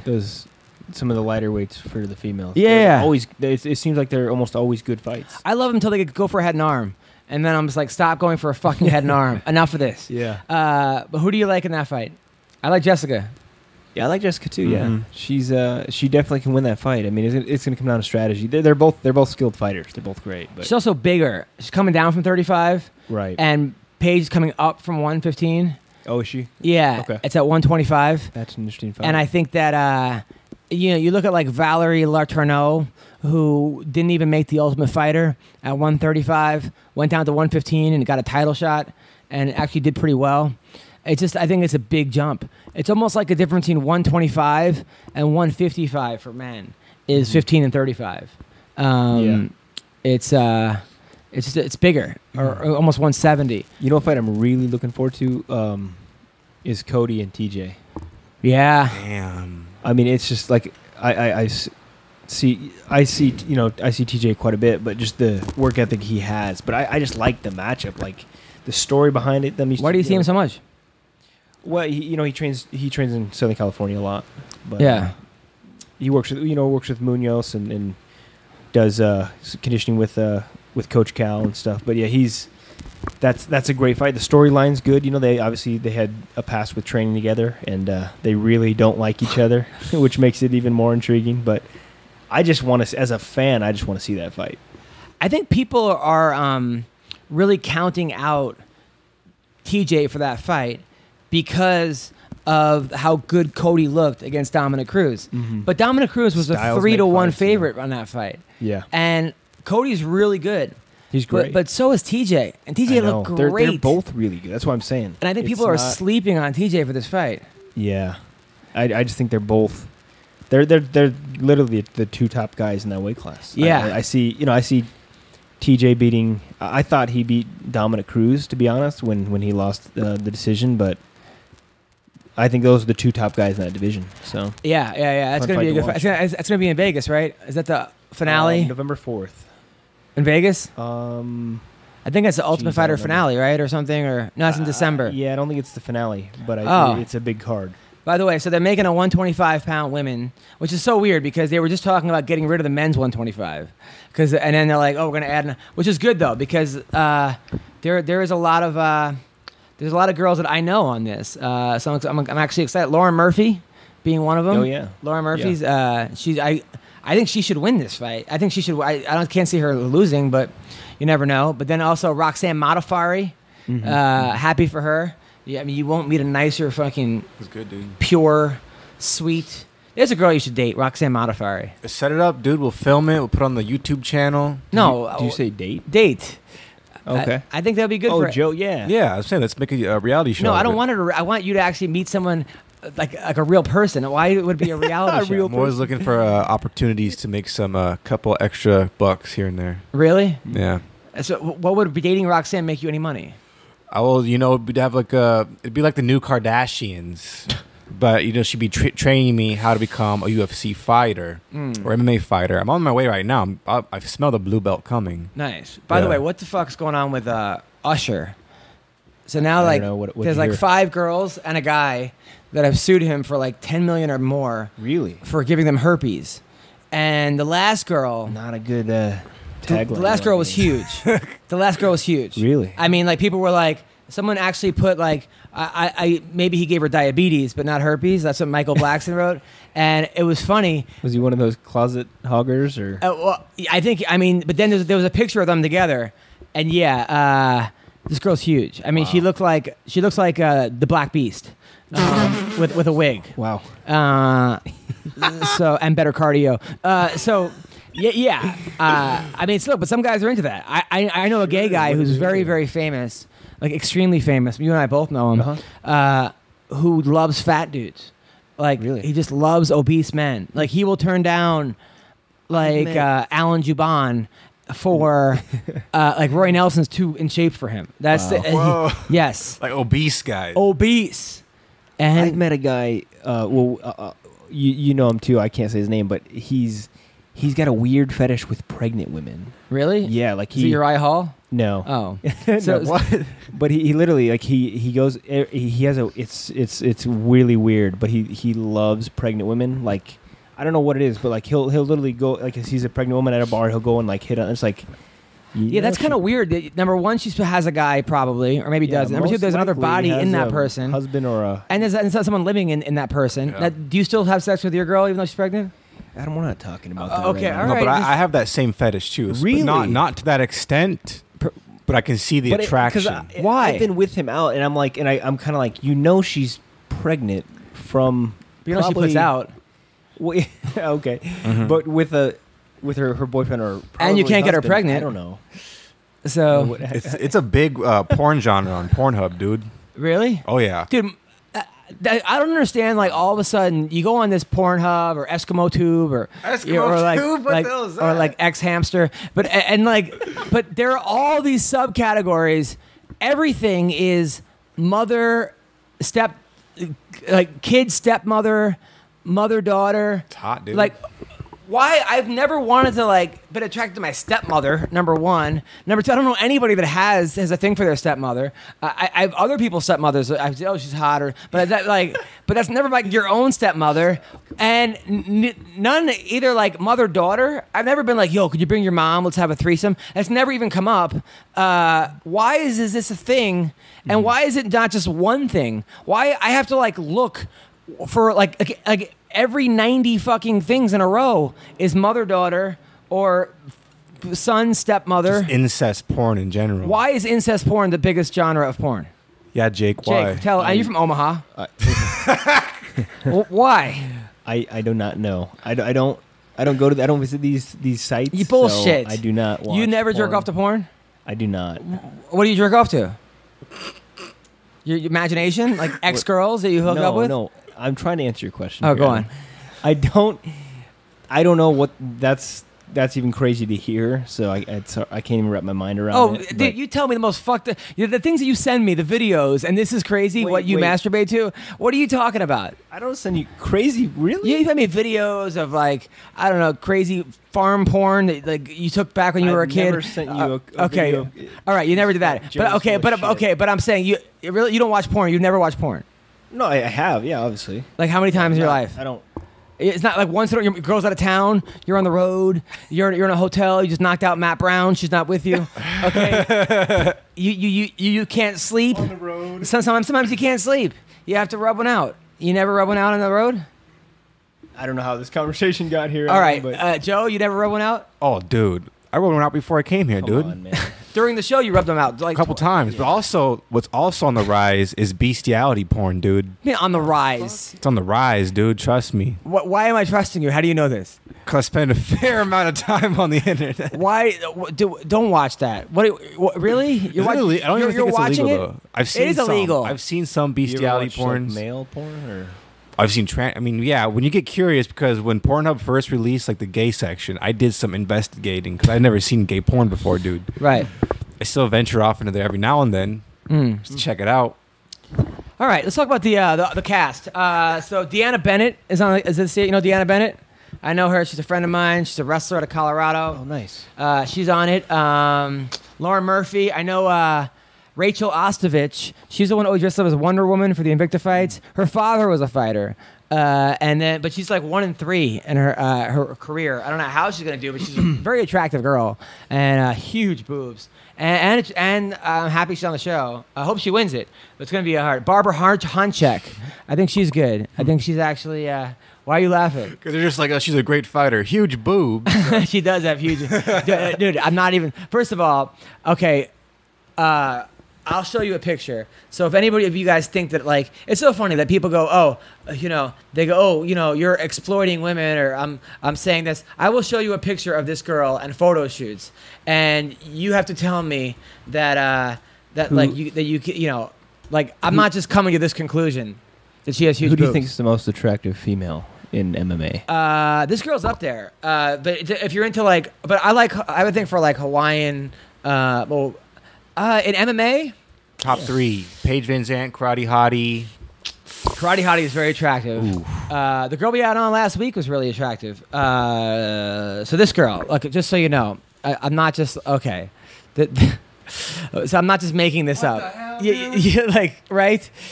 She's attractive, yeah. That's a very attractive girl. Real? I don't think so. But she's a very attractive. I mean, but she knows how to work it. I mean, you know. But you know she's. who I won a lot of money on. This last fight was Tanya Evinger versus Cyborg. It was if the fight goes past 1.5 rounds. It was a prop bet, but I knew how tough Tanya was, and I was like, I think this fight will clearly go past 1.5 rounds. Yeah. And that was like a +2. I don't know. It was like almost +300, 3-1 or something. Nice. Which is So what you bet? How much? I parlayed it with other things like Jones and. I worry about you with the gambling, dude. I'm not gonna lie. Really? Why? Because like I remember one time you lost a fight, and I called you, and your friends were telling me that you were in the casino for 2 weeks straight in Omaha. 2 weeks. Like you hadn't left. It was like some random. on. You know what I'm talking about? There's a casino in Omaha that you go to. And there's like 2 cars in the parking lot. Casa Bluffs, right? It's in the middle of nowhere. It's like people like it's old Native Americans.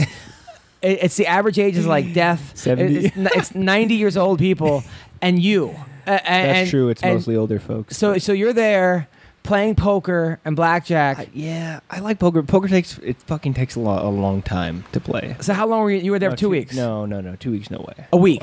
No. A couple days? Straight? No, come on, no. I mean, like, did you shower? Adam, I really what I wager more on is fights, things that I know. Like I'm not gonna go put my money in a fucking slot machine. Yeah. That's like that. That's too ridiculous. But yeah, I'll wager on fights and props and. Aljamain, you won money on, right? You said Aljamain. Yeah. I liked him in that fight, and he looked good. People said who was the safest bet on that fight, and I said Aljamain Sterling. I thought it was. Mm-hmm. So fights coming up. And he was an underdog too. He was underdog, really? Mm-hmm. Yeah, that guy, you know, Barao. Mm-hmm. Some of these Brazilian guys, or just fighters in general, they lose once. Well, I think him too. His best days are behind him. You know what I mean? You look at the losses he had against TJ. Those are bad losses, man. You know, I just don't think. And I've always been a Renan Barao fan, but he's, you know, like I said, it comes back to these fighters got to have an honest conversation with themselves, and if he can look at himself in the mirror and think that his best days are ahead of him, then that's on him. Does USADA have anything to do with these losses? I don't know. You know, people like to point that. It's an easy finger to point. People said the same thing about me. It's like, well, you look at the level of competition. I mean, the sport's crazy. It's the better guy doesn't always win. You know, that's the reality of the sport. But I don't know. It depends who you're talking about. You know, Right. I don't know. So August 19th, David Michaud, our boy. He's a Native American. He's a great guy. He trains over at he's fighting in the main event against Rodriguez in Sioux Falls, South Dakota. And then Bellator. I fought there a few times. Really? Like when I first started. Nice. Yeah. He's a good dude. He was in the UFC. He went 1-2 in the UFC. They cut him. And then he's won his last couple fights. Mm-hmm. I think he lost to Diego Lima in Titan FC in a close fight. Yeah, and now that he's guy's doing good. Lima's Is he the good. Bellator champ? No, not Diego Lima. The other Lima. The one. Douglas Lima. Douglas, the one that was on the Ultimate Fighter this year. Was it Okay. Douglas Lima? He lost to one of the Lima brothers, Okay. not the champ. I gotcha. He lost, but he was the Titan FC champ at the time, and he's the guy that lost Jesse Taylor in the Ultimate Fighter finale. Gotcha. He lost to him, but it was a war. So in Bellator, Chitty Bang I love this fight. is fighting Audrey Koreshkov. Why do you like this fight? I just love the matchup because Koreshkov, he's a stud. He's been walking through guys. I've trained with him a bunch too. When he used to come down to Rain, and like you could tell like this kid's good. And I just like the matchup. Chitty's a super good fighter, like talented. You know, you see him in the gym. Like I think it's a great fight. I think it's fight of the night. It's in Turning Stone. So if it's fun, I remember I was in Binghamton. That was where everyone used to go, to Turning Stone Casino to gamble. So I hope Chitty wins. I like Chitty in this. Brennan Ward against Fernando Gonzalez. I like Brennan Ward, but does not have the best fight IQ. He's just a banger, and he's a great wrestler, college wrestler. But Fernando Gonzalez is a guy that everyone was saying in the gym, he knocks at everybody. And then so this should be a good fight. I think Fernando fought, I think it was MVP, and that was like the worst fight ever. And then we got AJ McKee versus Blair Tugman. I don't know who Blair Tugman is, but he's 9-6. Come on, guys. Bellator, it's time to step up the competition for AJ McKee. Put him against that kid from Ireland. You know what I'm talking about? They hate each other. I get what they're trying to do, but, you know, and then Colleen Schneider, our friend. Yeah, he's winning. The guy from Ireland. He's winning. Yeah. And then Kevin Casey's on this card against Chris Honeycutt. Kevin Casey's a guy that, like, you could say is underperformed plenty of times, but always dangerous, especially with jiu-jitsu. I don't know. Honeycutt's supposed to be pretty good. I don't know much about Honeycutt. And Georgie, and our boy Georgie Karakanya's on this card too. Nice. I love Georgie. He's fighting Pineda. If it was up to me, if I was doing the Bellator, I would fucking put Georgie on the main card and take off Vita Tagaga and Bruna Allen, who's 2-1 versus 2-1. Ellen. It just seems to be Bruna Ellen. It just seems to be like that's. But they're trying to promote their prelims and their app and this and that. But I would even take up AJ unless you're going to give him a real opponent. I don't know. I'm being unfair to Blair Tugman. Maybe the 6 losses have all been controversial, and he really should be 15-0. But it just seems like you got Karakhanyan there, who's amazing, who beat Bubba twice and has fought the best guys in the world. It seems like that's where he should be. So that's coming up in Bellator, and then also coming up we got UFC. Well, it seems like they're. Like, I don't understand. They have 9 fights in a row and then take a month off. It was like 11 weeks straight of and then fights. Take off. And why isn't the WSOF having fights this weekend? Instead, they have fights during the Super Bowl. They'll probably have one against Conor McGregor. They have them like New Year's Eve. They have them at 4 o'clock in the morning. It's not even called WSOF. It's called fucking PFL at this point. Right. The next 4 weeks, there's not a fucking event.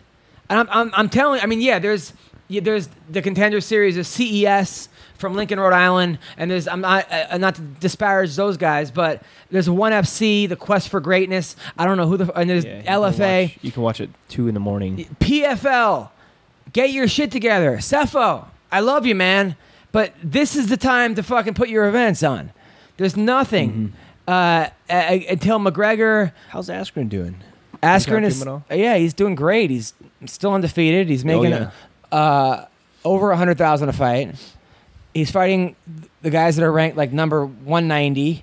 And I've always been a fan of Askren. Askren, look, man, you can't deny that he's a good businessman and best wrestler in the sport. Best wrestler in the sport. However, when it comes down to it, he will always be an asterisk of how good of a fighter was he. But at the same time, it's the business's fault. It's the UFC should have given him as much money as he wanted. Right. And the other thing too is like you could make that. You got guys like Tyron Woodley or Chael.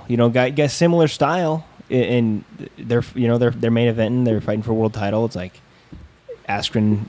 He's the same category. You know what I mean? Hey, as a comedian, I don't like playing the game either. I don't like going to the improv and just hanging out or rubbing elbows or going to network at Montreal, and it probably has hurt my career in some regards because a lot of times people get shit and you're like, why'd he get that? Oh, he's with this agent. Oh, why'd he get that? Oh, he's with this person. Oh, he's best friends with that person. It's not what you know, and it's who you know. And I've always wanted to do it on my merit, so I respect it. Eventually, I will get my break, and people will be like, holy shit, where the fuck did he come from? Right. And the people that know me will be like, oh, he's been grinding for 21 fucking years. And Askren, unfortunately for me as a comic, I don't think you kind of peak out. I think there are some comics. Dangerfield hit his peak at like 60-something. Seinfeld's still hilarious. Chappelle's last special was amazing. Chris Rock is still on top of his game. Yeah. But in fighting, at 45 is usually not when you hit your peak unless you're unless you're Bernard Hopkins or so. Struve versus Volkov. That's the next UFC card. Who do you think wins this fight? Rotterdam. They're both 9 feet tall, right? Yeah. I hope Struve wins. Yeah, I like him. I like Struve a lot. Volkov's pretty good though. He beat Roy Nelson. Yeah, that's not an easy fight. I don't know who gets that fight. I'm rooting for Stefan, but Stefan won me over when he was in the hospital. And he's like, I'm in the hospital. They won't give me painkillers. Roast My me. tooth went through. Yeah, roast me. I'm like, this is my favorite person ever. Also, Jermaine Durandame versus Marianne Renault. Marianne Renault is awesome. She's a school teacher and a fighter. She's from Belize. Gorgeous girl. I talk about a girl like, sometimes you see these fighters where like you see them in the gym, you're like, oh yeah, attractive. They get done up, you're like, who the fuck is that? What are you, Superman? Like, what? And this chick has it all. People hate Jermaine Durandame, but you know what? I don't know. I understand why Jermaine Durandame did not take that Cyborg fight, because she's not a 145 pounder. She's a 135 pounder. And they want her to fight this fucking behemoth, this beast of a human. I'm not putting her down, but I don't know if that's what they mapped out. At the same time, didn't she change weight classes? She went to she's back at 35, I believe. This is back at 35. Yeah. That was her weight class. Yeah.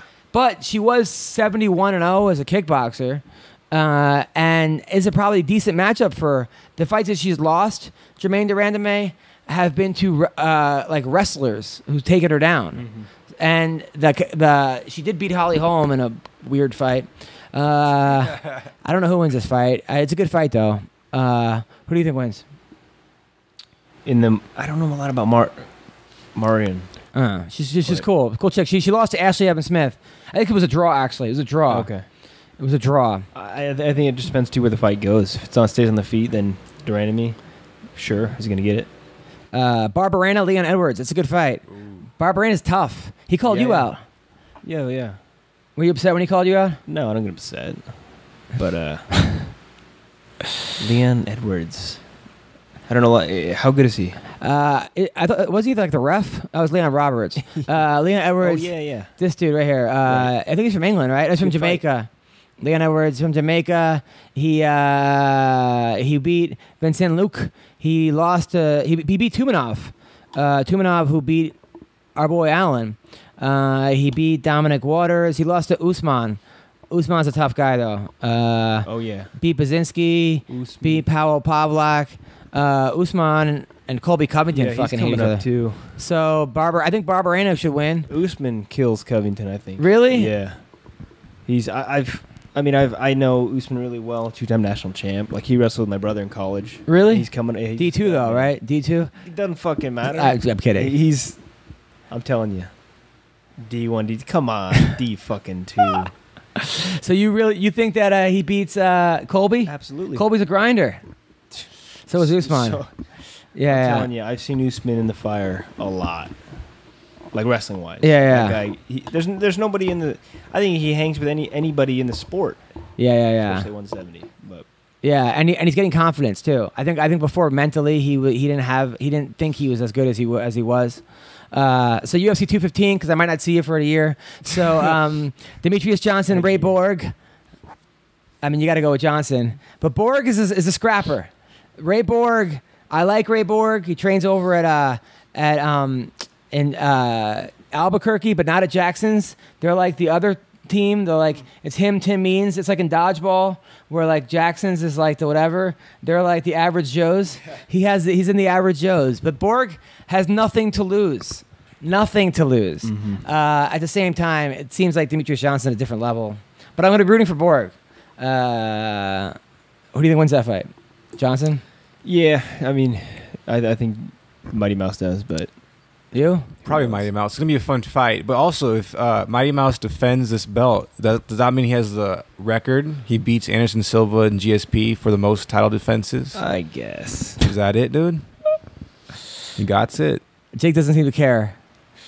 Amanda Nunes, that's a good fight. Nunez versus Shevchenko. Shevchenko surprised me when she beat Pena. Although I thought Pena was winning that fight until she got caught. At least won the first round. Nunez looks unbeatable right now, and she's gonna have a chip on her shoulder because everyone was mad at her for pulling out of the last fight. Yeah. Dos Santos and Ngannou. She came to my comedy show. Incredible fight. Oh, this guy Ngannou is, man. I've stood next to heavyweights before. Normally, like massive. You see heavyweights and they're just big, they're huge guys, but they're chubby or this or that. This dude, I don't think has a fucking ounce of fat on him. Ngannou. And I talked to his trainers. They said, he's from France. He trained in France. I think he's from Cameroon. Trained in France, but he didn't have any formal training. So he was like, he had to go to a boxing gym. And now Dewey's with him, and he was doing everything kind of wrong, which is scary because now I think he's gonna knock out Dos Santos. I like Dos Santos, but I don't see it going very well for Dos Santos in this fight. I like that fight. That'll be a fun one to watch. I told you, I was giving him a hard time, like from he came to my comedy show. Oh, yeah? I don't think he speaks English, but I was like, oh, look, you came here to drive a cab, and now you're the fighter. I was giving him such a fucking hard time. And I think what's her name was Cindy Dandois. I was into him. She seems to like that. She likes black dudes. All right, so anyway, so what happened was I'm on stage, and I was just giving him a fucking hard time. Yeah. And afterwards, he put me in a headlock. He was like, I'm just kidding, blah, blah, blah. And he gave me money to buy a shirt. He goes, no, give it to someone else. So he just gave me money. And he didn't say a word of English, but he knew I was making everyone laugh. So he liked that. And then I saw him at the fight, and he goes, you, come here. And gave me a seat to sit next to him. And had me move up. But I actually gave the seat to Jay Haran because I had to leave.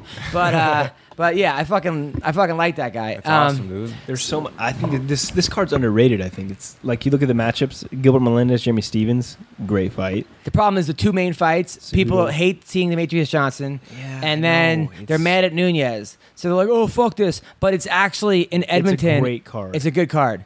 So Sarah McMahon. Stevens versus Melendez. I'm going with. I think Gilbert. But they've both been pretty inactive, and Jeremy did hurt Edgar. I mean, he was fucking up Frankie Edgar before, but has he fought since then? Yeah, he lost to a decision, I think. Yeah. I forgot who too, though. So who do we like in that fight? He lost to that kid who just fought. He lost to Hanato Maikano. And then, but who are we picking? Jake, the fight master, the guy who fucking the better. I like. That's a good fight. It's tough. This one comes. If Melendez can work his takedowns and use his wrestling, he wins this fight. But that's gonna be I hate those predictions. I know because it's the safest. Well, if he lands a punch and knocks him out, he wins. I don't know, man. It's a good fight.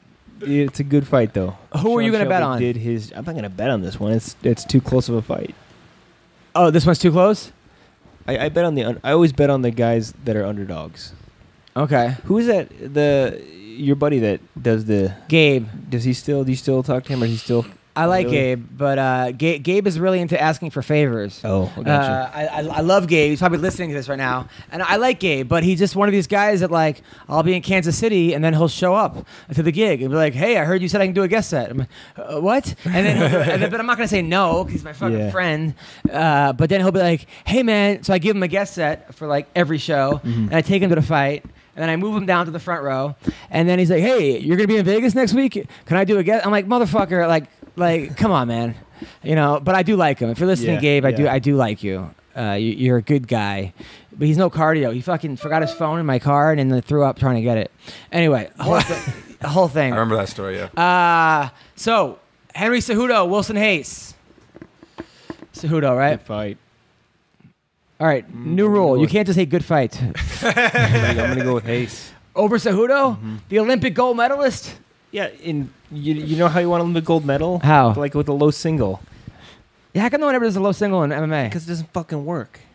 It doesn't work as a takedown? Randy Couture did it to James Toney. Oh, James Toney, the box, the MMA guy, right? Yeah. No. Why? Because you'll get kneed or kicked? I'm just saying, listen. Is that why you'll get kneed or kicked? I know.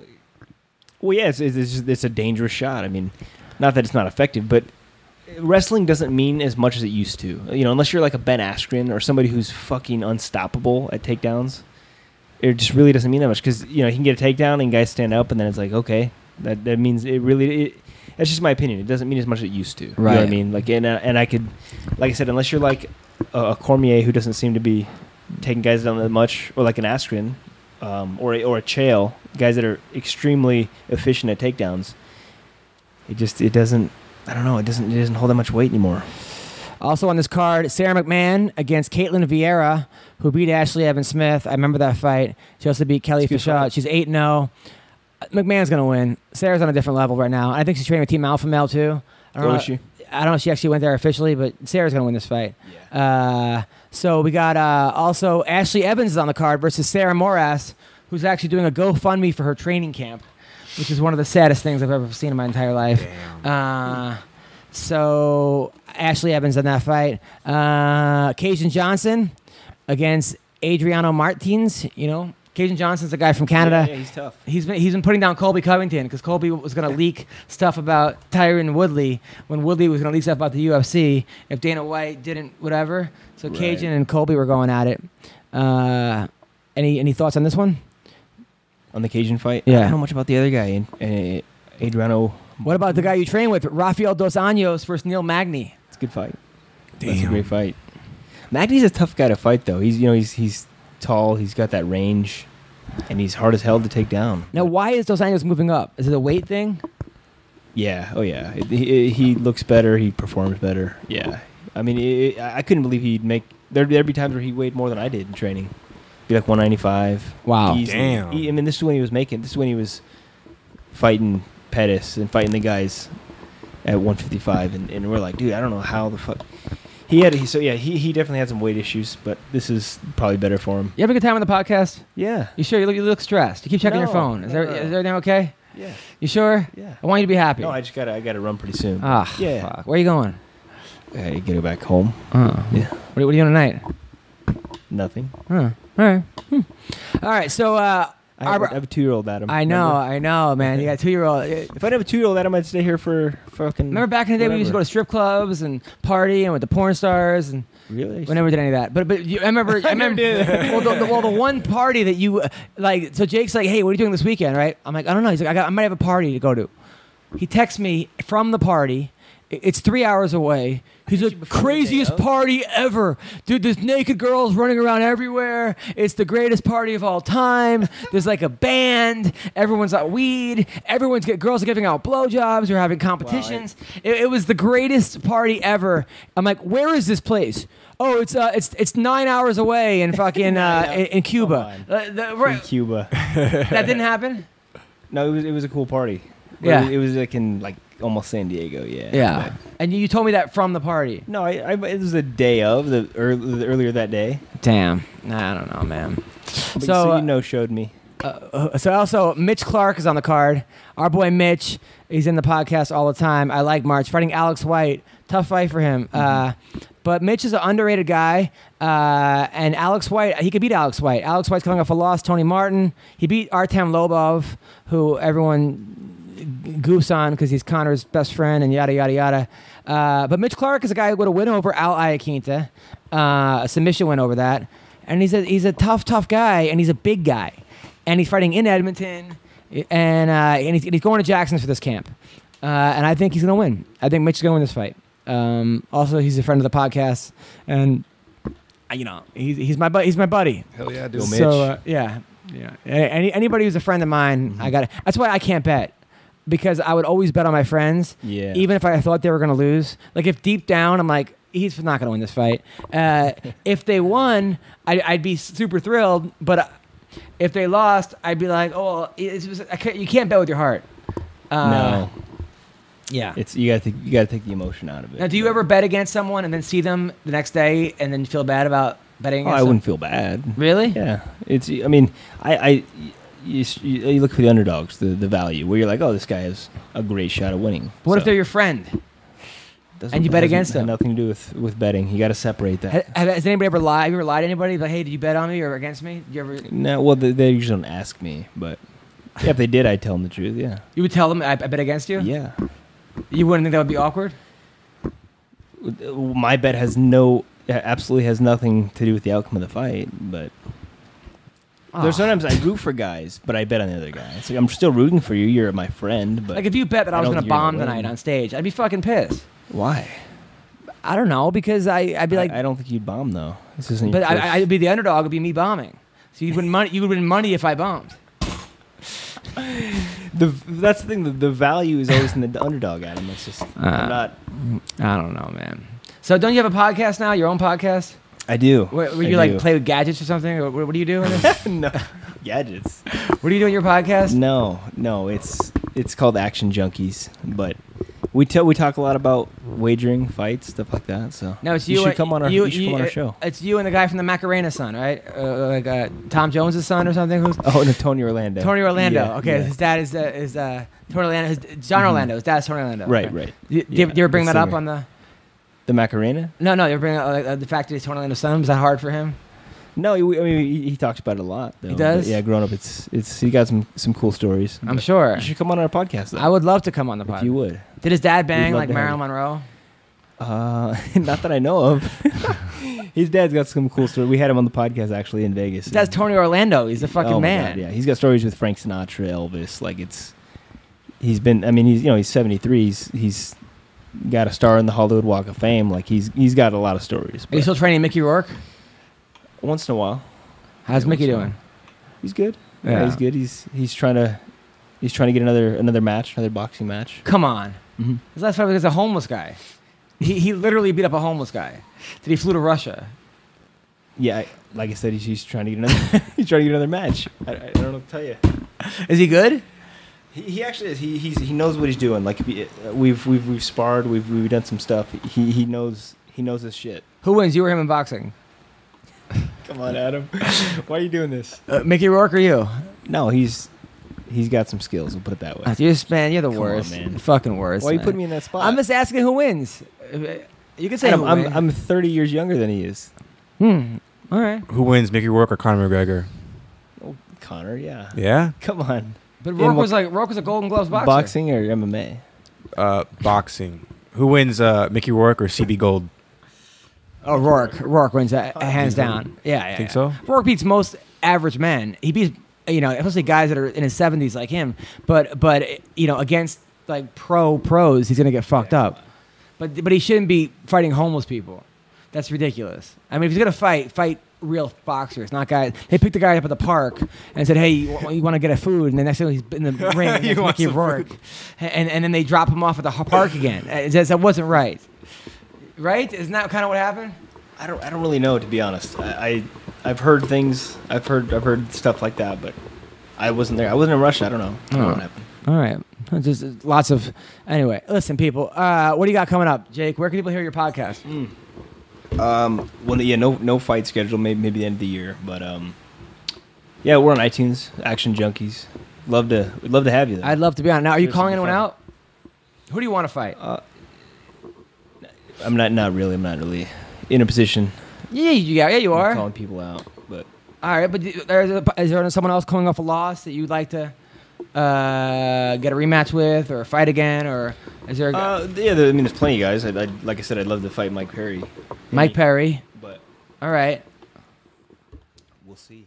Okay, there we go. There's What- plenty of fights out there. Yeah, What about Smiling Sam?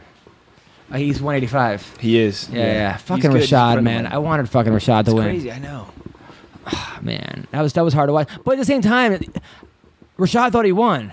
And Yeah, and it was close. It was. You could argue Rashad. If they Right. would have given it to Rashad, it would not have been a robbery at all. Yeah. Smiling Sam is like the most awkward fucking fighter to guy because Yeah. it's like he goes in slow motion. He's got power. He's effective, Right. and he wins the closest of the closest fucking rounds. Man, it's such a hard guy to fight. Definitely. Hard guy to fight. So all right, so you're not calling Super him nice out. guy. What about Belfort? Vitor? Yeah, Oh, 185? would you fight him at 185? Yeah, I'd fight him 185, yeah. All right, so hear that. Jake Ellenberger is calling out everyone. Put it on Twitter. Ellenberger calling out is calling everyone. out Vitor Belfort. Everybody, right? All right, so I don't know if he's going to fight much longer. Well, he said he's doing one more fight, right? And he's done. yeah. But he called out CM Punk. Good fight, dude. Really? Yeah. Why would he call us him? But he wants the money. Wow. Yeah, but it's Come on, man. so Joe, what do you got coming up? You can find me on my brand new Twitch channel, twitch.tv/Weendog. It's where you stream video games and you stream podcasts, whatever you want. People can donate to your show. I stream almost every single day. I've been playing PlayerUnknown's Battlegrounds, cool game. Subscribe to Weendog TV on YouTube. Follow me on social media at the Weendog. Did you quit being a wizard, by the way? Finally quit, dog. You're no longer a wizard at University? No, that's why I'm here today. If I was still there, I would not be able to come and be on this Now, awesome did the wizards episode. throw you a going away party or anything? Was that people upset that you weren't there anymore? There's some girls, like some of the ladies, my fellow coworkers, they started to cry when I told them that I was leaving because I didn't tell anybody that I was leaving. Because they were 11? Yeah. I didn't tell anybody I was leaving until the day I actually just left. Yeah. They were crying? Yeah, dude. Why were they crying? I mean, look at me, dog. Come on. Why wouldn't you They weren't crying because they were 10 and they believed that wizards are real? No. That's it, dude. That's it, yeah. All right. So listen, I will be at the Hollywood Improv this Saturday night at the Hollywood Laugh Factory this Friday night. Dime Bar every Monday and Tuesday. The Comedy Store next Tuesday night. I'm in Moreno Valley at the Sonora Grill Wednesday the 16th. And then I am at in China, Shanghai Comedy Club. Going to China the 23rd to the 4th. I am in Washington, Linwood, Cliffhanger Sports Bar and Grill. Then Arlington on the 7th. I'm in Linwood on the 6th. Arlington on the 7th at the Angel of the Winds Casino. I'm at the Warehouse in Washington in Zia on Friday. And then Kashmir, I'm at Club Crow in Kashmir, Washington. Then I'm in Dubuque, Iowa, Wednesday the 13th at the Diamond Joe Casino. Penguins Comedy Club in Cedar Rapids. And then I am at Springfield, Missouri, the Blue Room Comedy Club, Friday the 29th and Saturday the 30th of September. And then we'll get to October. I'm in Lake Havasu at Pennington's Pub, October 4th. In Pine Top, Arizona at the Honda Resort Casino on Friday, October 6th. And Edgewater in Laughlin on Friday night in Laughlin, Nevada. And then it goes on. So, Awesome, working very hard. Jake Ellenberger, man, you're the man, dude. You're honestly, listen, I don't say this much, but you're one of my best friends. And I'm proud to be your friend, man. You're a great guy. You're a good father. You're an okay husband. You're a great husband. And you served our country in the Army Reserve, right? Marine Corps. The Marine Corps, even better. Just whatever. They're both good. All right, so you're the Marine Corps. You're a fighter. Respect anyone who served. Respect anyone who served. For sure. You were you had great battles, and many more. I'd say 3 more fights if you have, right? You gotta put it in sometime. You know? Right. 2 more fights. Yeah, we'll see. All right, fight everybody. I haven't said a number, but just fight to your 90. Are you sure you will not be? Just fucking. You could be the GFC, the Geriatric Fighting Championship. You versus Jens Pulver, the rematch for the beatings he gave you at Militich's gym. So listen, thank you, Good to Jake. see you, man. Thanks for coming. I know you fucking Definitely. drove 7 hours to be here. Thank you. Man. It's an honor to have you on the show. You make the show. I appreciate it, man. No problem. And you help catching up. coach my It's been a wrestling while. team, too. Next time, maybe this year you can help and don't bring your kid because you tried trying to double with your I baby know. in your hand. No, It was it's weird. just hard to do anything with him, so. Yeah. I'll come up. Come this time. Definitely. And Joe, Yeah, let me know if you need a babysitter, dude. don't let him. I won't. Nowhere near his fucking kids. Do not go anywhere. Now, did you return your gun? By the way, No, because I have to use it for hunting. It's a hunting rifle. It's a 308 rifle, 308 caliber. No, but he got it because he was having sex with a girl who liked to be choked during sex. Right. So he whipped out a machete, and then she was like, "Oh, it would really turn me on if you had put a gun to my head while fucking me." So he on the internet, Yeah, dude. on the internet bought a rifle, like a musket. Why would we? A musket? Why would you buy a pistol, like a revolver or something? Because I've already taken so many firearm safety tests, and they have to do another one. Because I have a hunting license. Right. We have to do another one if you want a 308 is a handgun. fucking massive round. So It's did freaking you bring it up huge. during sex? No, because I'm glad you brought this up, dude. Because she called me and she says, "Yo, I have hepatitis." I don't even know what that is. So you but got it from your knife? no, she No, said she oh, got it from sharing. Machete? Yeah. No, she said she got it from sharing needles with people. Oh. Yeah. Was she a heroin addict? Fuck are you I don't think so, dude. You don't think so? But she's sharing needles with people. That's what she said. She just left it at that. She got hepatitis from sharing needles. So so what are you hunting, by the way? Virgins? What are you hunting? Boars. Wild boars. Deer. What? Where? Northern California. Why? Food. You Meat. have plenty of food. Go to fucking Taco Bell. I like a lot of meat though.